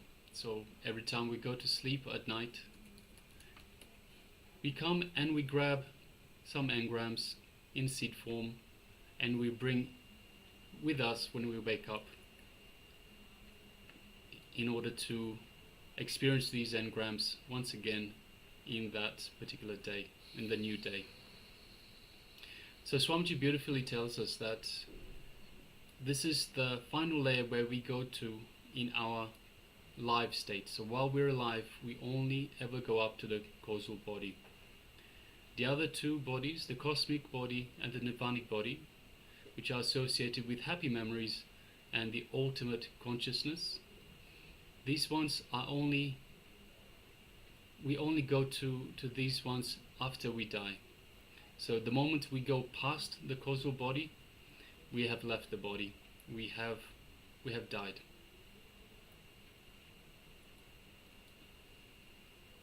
So please take a moment and write all of these down.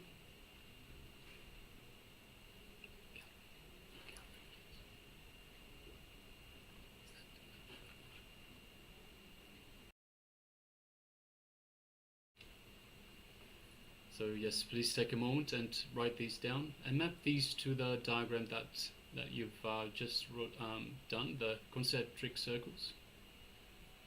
So you understand at each level what is involved. At each level, what are the engrams that it is associated with.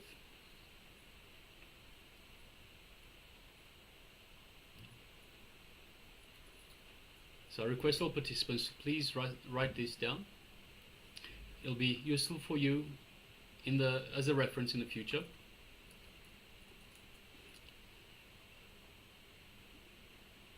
Dr. Balaji says, excellent diagram and explanations. Thank you, Dr. Balaji. They are given by Swamiji. I'm just passing them on to you.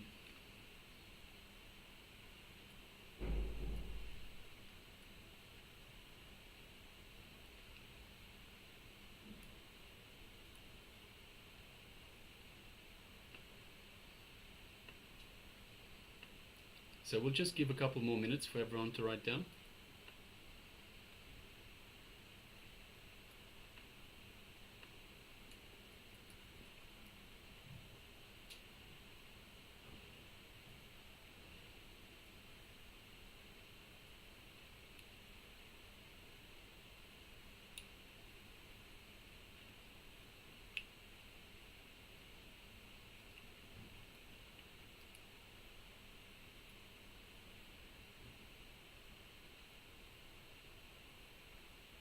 And of course, if you have any questions on any of these body layers or the engrams associated with them, please let us know.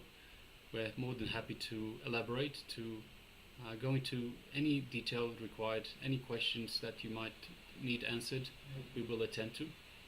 So please feel free, don't be shy. This is what we're here for.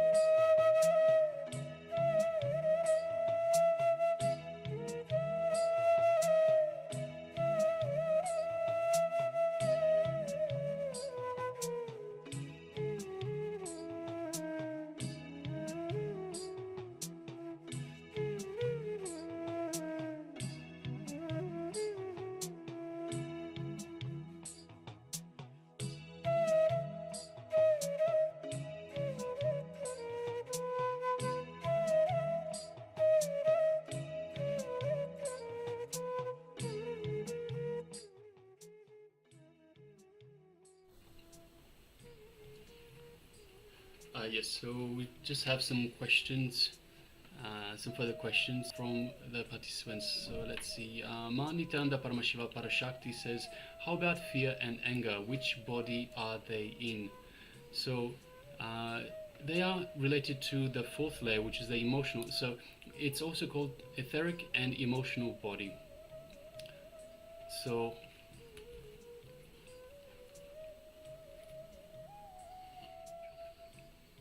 just one moment. Yes, so they're related to the etheric body. So anything related, to the mental body.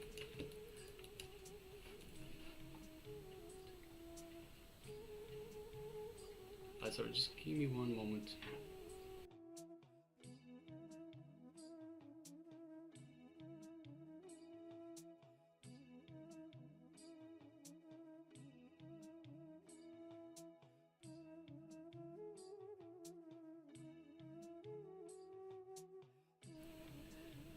Sorry, I apologize. I confused myself there for a moment. Yes, so they're related to the etheric body. The etheric body is the body in which we experience emotions. So emotions such as anger and fear are related to the etheric body. And yes, the etheric body is also called the emotional body.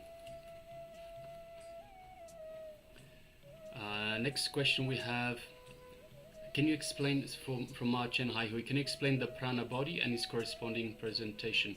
So the prana body, so it's the second layer. So the pranic body is the second layer. It has to do with the flow, not just of air, but also the prana. So the prana is the life force that is found in the air. So it's actually the prana that's keeping us alive, and it's related to also to desires. So just the very desire. Swamiji says that because we have the desire to live, we are alive. So yes, so prana body is the second layer. It has to do with air inflow, but more than that, it has to do with the prana, the life force energy that is found in the air and everywhere around us. Ma Nithyananda Paramashiva Parashakti asks, so are they the source, so the 7 layers, are they the source of the chakras when they meet each other? Yes, that is correct, Ma. So the interaction of the 7 body layers is at the chakra point. So because of this interaction between the 7 body layers, the chakras, which are energy centers, are created. From this interaction of the 7 bodies, the chakras emerge. So that is correct, yes, ma'am. And Lopo, you ask, how do we stop accumulating engrams? So in terms of the engrams, once again, the engrams are living energies of attachments, of desires, of guilt, of any situation that we haven't lived through fully. So if we didn't fully go through the experience in the particular situation, whatever it might be, so if it is attachment, if it is desire, guilt, worry, pain, so any situation we didn't go through fully, we didn't experience fully, will start accumulating as engrams. So the best way to, there's a number of different ways, of course. So there's removing the engrams, there's doing detoxification, there's sun clutching as well, helps. But the best thing is to live every experience fully. So have a look at everything that you didn't live through fully, and this is how the completion process works itself. So that's why we ask people to relive, to relieve. So in the completion process, you go to that particular situation that triggered, that created the engram in the first place, and you relive it at the earliest point. So the earliest that you can remember that particular situation, that particular engram has been created, and you live it fully. That's why we say live it. If you are a 7-year-old boy, then you live it as that 7-year-old boy, with the same mentality, with the same thinking, with the same thoughts, the same emotion, the same everything, even to the point of what you were wearing, what you were smelling, what you were tasting. So relive the experience fully, and that is the best way to remove the engrams. Yes. So Ma Nithyananda Paramashiva Parashakti says, shares maybe unclutching and instant completion. Yes, thank you for sharing, Ma. All right. So if you have any further questions, feel free to ask, and we'll address. If you have any doubts also, so if you feel something hasn't been explained clearly either, please let us know. So have I answered your questions? Like, do you have clear understanding now?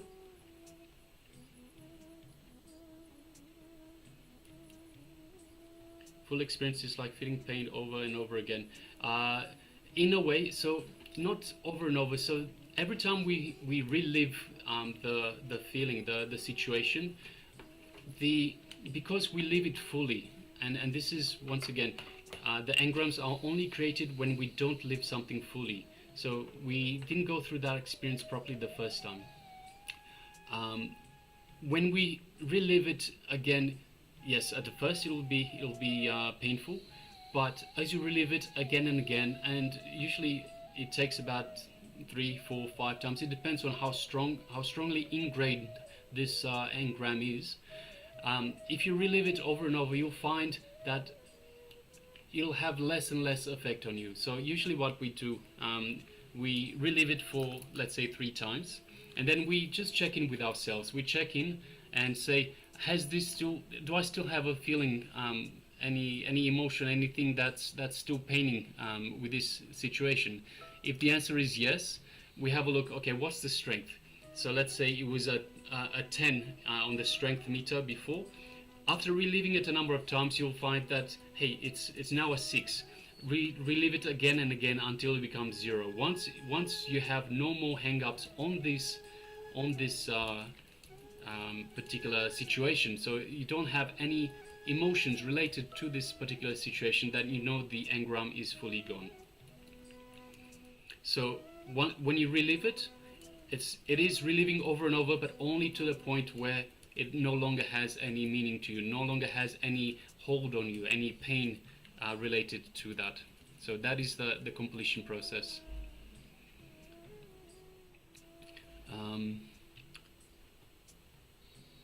Ma Chen Hai Hui is asking the difference between spiritual and living entities. I'm not sure what this relates. Can you please give some context, Ma? The difference between spiritual, or was this an answer to a previous question? And Yun Chung Aya shares full experience, I think, includes happiness as well. So full experience, once again, full experience relates to the particular situation. The situation can be a happy situation. So if you have a look at the cosmic body, that is your happy memories. So if it's happy memories, happy thoughts, then it is an engram at that level. But full experience means living that experience fully. So even with the happy memories, there's something that you didn't pay attention to. There's something that you didn't fulfill. You didn't go through the experience fully.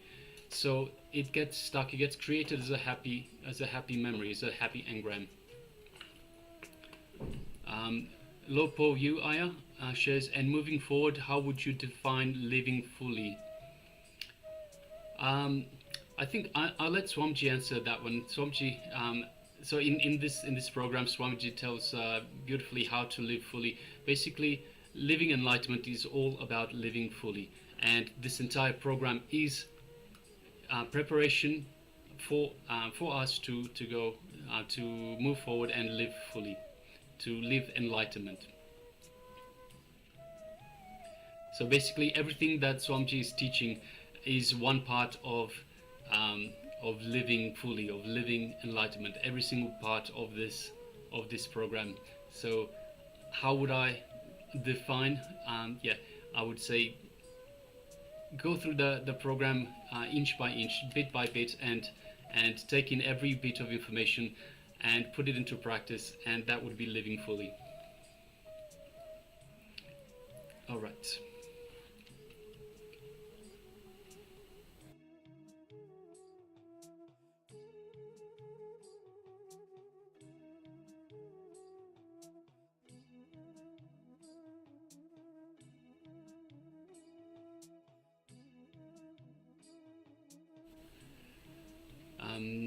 Yes, so we also have Ma Jia Long asking, do you constantly feel those deep imprints in your life or recreate similar imprinted experiences?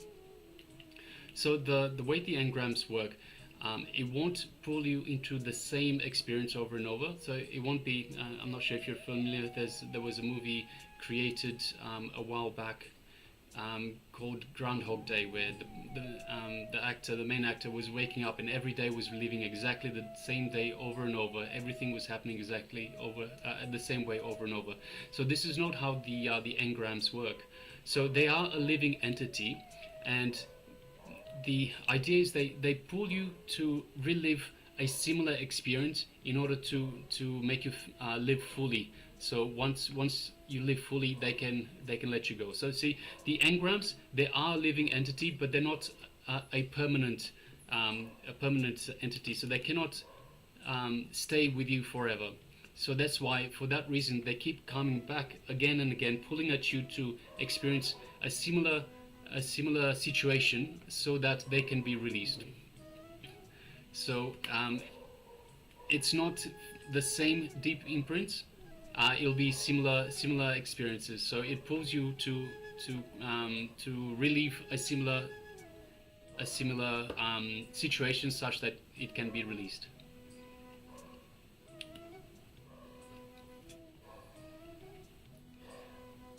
Okay. Assuming there's no more questions, we can now move into the next segment, which is a power manifestation. So I hope you're all ready.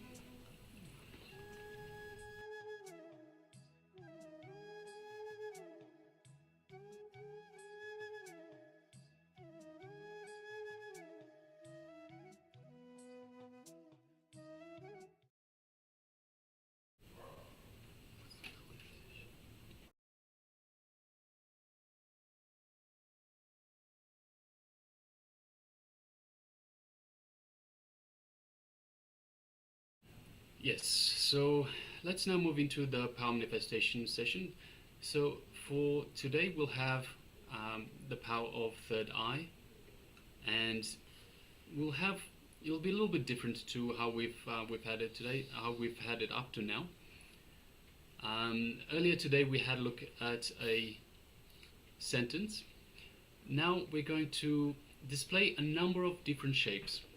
So we'll display on the screen a number of different shapes, and we'll ask you to identify the fifth one. So just shortly we'll be displaying that on the screen, but can I request everyone to please get ready for the power manifestation session. So I request all participants to please gather their eye bands. So eye bands. If you haven't got an eye band, please grab a cloth, any piece of cloth that is opaque, so you cannot see through it, and also so that light doesn't come through. So make sure you tie it tightly, but not too tight. So we want it tight so the light doesn't come in, but we want it not too tight so it doesn't start hurting your eyes, because then if it creates discomfort, then it's not going to be a pleasant experience, and it's not going to be a blissful experience either. So I remind all participants, the power manifestation comes from the space of oneness, from the space. So if you remember the diagram that we drew, it comes from the space of oneness with Paramashiva. So the closer and closer we get to the center of the circles, the closer we get to Paramashiva. So it is in oneness with Paramashiva. From this connection to Paramashiva that we manifest the powers. If I can give an analogy, so each one of us, we are individual beings. At least at the physical level, we seem that we are individual beings, but we are connected at the top level. We are all just one. So the analogy would be, for example, if I have my hand, so each finger, sorry, let me try to move away from, yes. So each finger represents one person. So each finger is one person, but at the top level you can see that it is really all united. It is all just one. So in a similar way, we are all connected. We are all just one. So from this space of oneness, from this cognition that we are one, that we are all part of the source, we are the source of everything, this is where the power manifestation comes from. So let's connect to Paramashiva, let's connect to Swamiji, who is the embodiment of Paramashiva, the living avatar. So connect to Swamiji, bring Swamiji in your inner space. Send gratitude to Swamiji for all the teachings and for manifesting the powers of Paramashiva through you. Sit comfortably with your head, neck and spine in a straight line. Start chanting the Mahabhakya to connect to Swamiji. Om Nithyananda Paramashivoham. Om Nithyananda Paramashivoham. And shortly we'll be displaying a number of different shapes on the screen. And we ask you to identify the fifth shape. So go ahead now. The shapes are being displayed on your screen. From this space of oneness, from this powerful cognition, let's manifest the power of the third eye.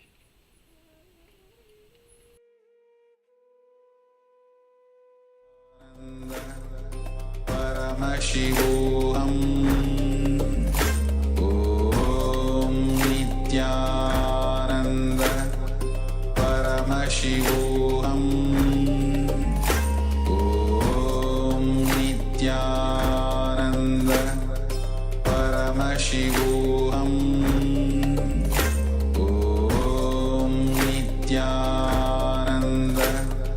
Paramashivoham. Om Nithyananda Paramashivoham. Nithyananda Paramashivoham. Om Nithyananda Paramashivoham. Om Nithyananda Paramashivoham. Om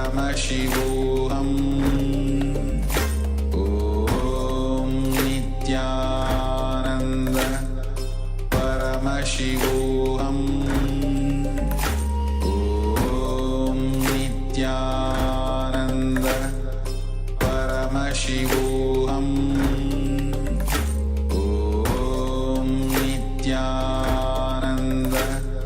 Paramashivoham. Om Nithyananda Paramashivoham. Om Nithyananda Paramashivoham. Om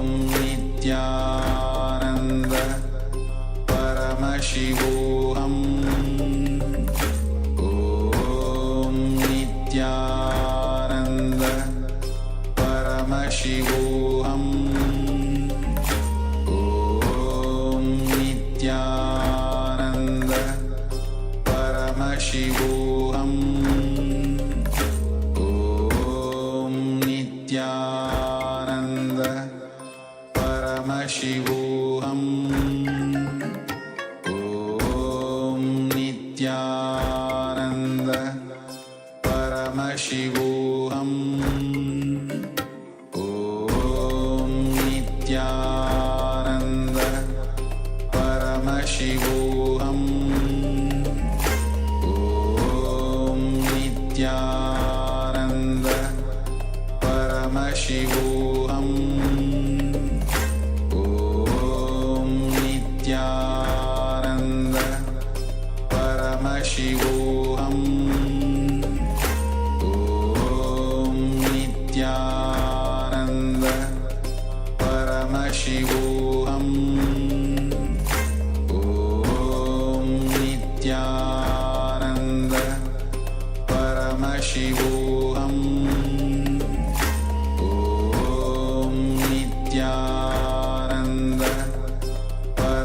Paramashivoham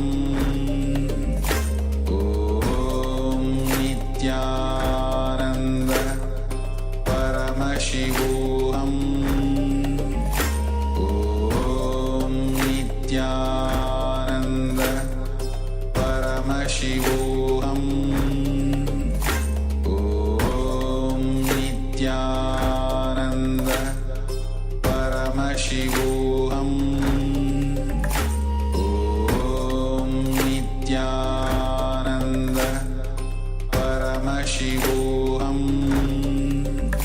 Om Nithyananda Paramashivoham Om Nithyananda Paramashivoham Om Nithyananda Paramashivoham Om Nithyananda Paramashivoham Om Nithyananda Paramashivoham Om Nithyananda Paramashivoham Om Nithyananda Paramashivoham Om Nithyananda Paramashivoham Om Nithyananda Paramashivoham Om Nithyananda Paramashivoham Om Nithyananda Paramashivoham Om Nithyananda Paramashivoham Om Nithyananda Paramashivoham Om Nithyananda Paramashivoham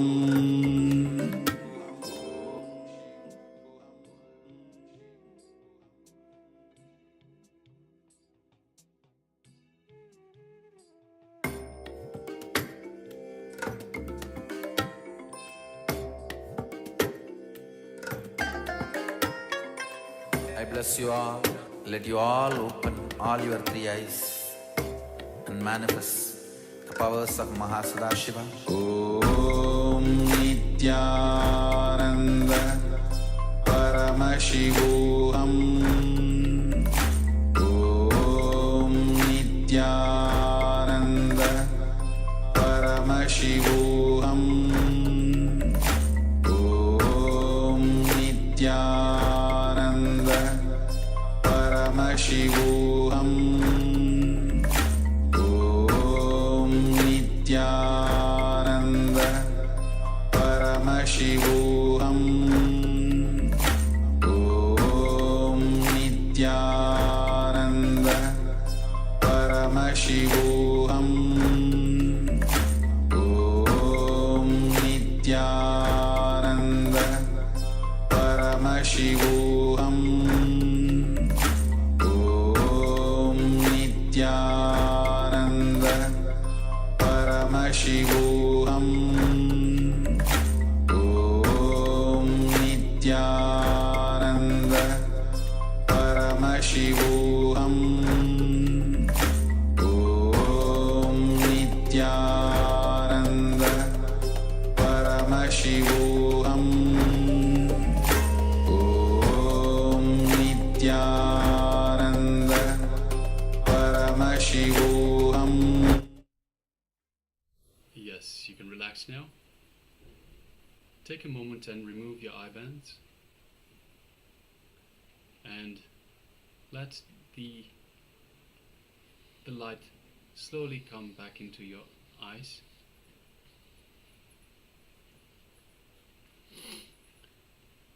Alright. So now take a moment and let us know, what shape did you see? What did you see? What was being shown to you in your third eye? So there's different shapes with different colors. So whether you saw a shape, a color, both, whether you saw a word, whether you experienced a smelling sensation or a taste, or you heard something, it can express itself in any ways, in many different ways. So let us know what was being revealed to you in your third eye. So please take a moment.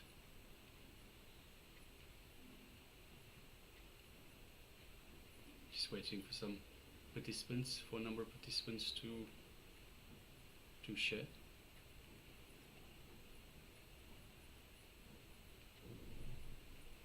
So we have Lopo Yu Aya that shares a circle. Thank you for sharing, Aya. We have Yuan Chung Aya that shares a square. Thank you for sharing. Dr. Balaji shares I saw O, an inverted V. It was mostly white and light blue color. Thank you for sharing, Dr. Balaji. Ma Nithya Parashakti says a circle cube. Thank you for sharing, Ma. Ma Sui Leng, Nithya Shanta Yoga Mai shares oval and yellow. Thank you for sharing, Ma.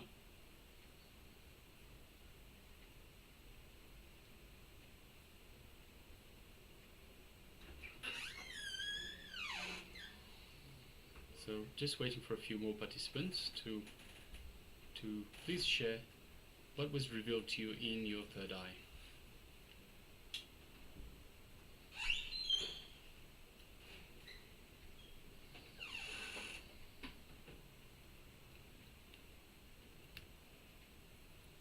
Ma Nithyananda Paramashiva Parashakti shares square, rectangle, circle, cube, cone, triangle, pyramid, red, yellow, blue, white, black, green, grey, purple. Yes, I think that's the whole, all the different shapes and all the different colors. Thank you, Ma. Yes, and it's perfectly fine to see all of these. So don't engage your mind. Don't have any self-doubt. Ma Chen Hai Hui shares the steps on the dam, as well as the ladder, have a wall behind it with a white and grey background wall and a blue and white sky. So, okay, so thank you for sharing, Ma.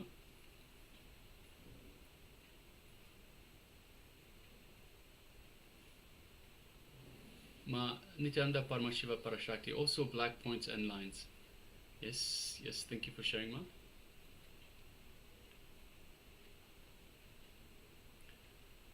All right, so let's take a moment now and we'll display the image that was being shown earlier. So as you can see, it is an image with many different shapes. So yes, the fifth shape that we were looking at is somewhat of a looks something like a cube, but not really. Maybe a tetrahedron, maybe I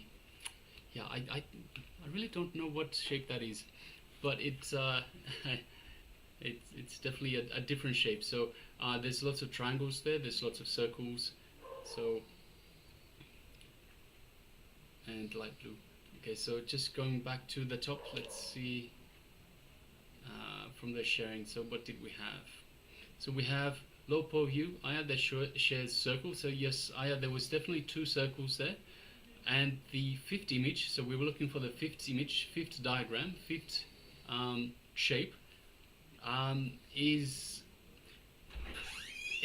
not really a full, it's not really a defined shape. It's close to a circle as well.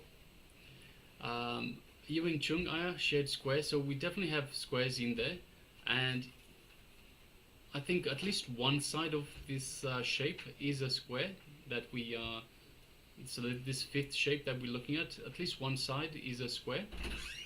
Dr. Balaji says, so O and inverted V. So yes, we have, so the triangles are there's three triangles there that are the inverted V's. There's also the cube, the yellow cube, and of course this shape, this fifth shape that we were looking at, that is also an inverted V, and the O's are the circles, the second and third shapes that we have displayed.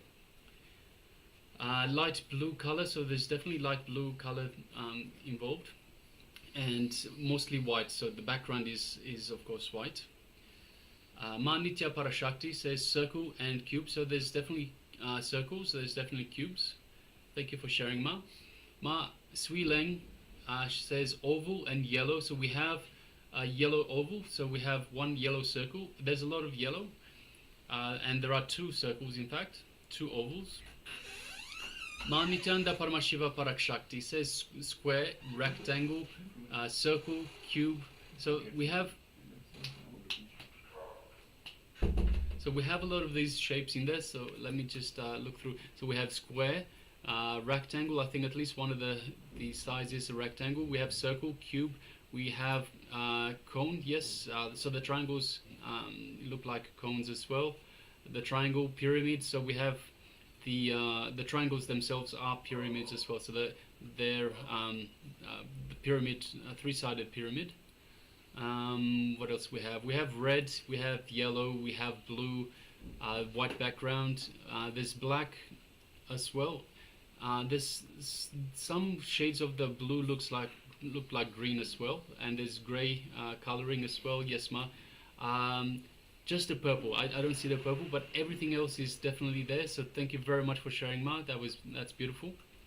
Ma Chen Hai Hui shares steps on dam as well as the ladder. Let's see, what do we have? White and grey background. So there's definitely the white background, and it can be seen as a wall. But we do have the blue. So blue is definitely there. So yes, congratulations, Ma. And Ma Nithya Paramashiva Parashakti also says also black points and lines. Yes, there's definitely black points and lines on there. You can see at the top of every shape as well as the middle of the shape, there is the points, the black points, and the lines that connect them. And Ma Xia Wu also said light blue. So yes, Ma, there's definitely light blue. So congratulations to everyone. Everyone got, some people got very much of the detail. So congratulations. And everyone manifested this power of third eye vision. So congratulations to every single one of the participants. You've done a great job. So well done, well done. All right, now let's move on to the second round. So we've done such a great job the first time. We want to repeat it. We want to manifest once again. So let's go for second round. So shortly we'll be changing some of the shapes around, but again we're looking at the fifth shape. So once again we'll be projecting the fifth shape. So I request all participants to once again please put on the cloth or the eye band, and let's get ready for the second round of this power manifestation.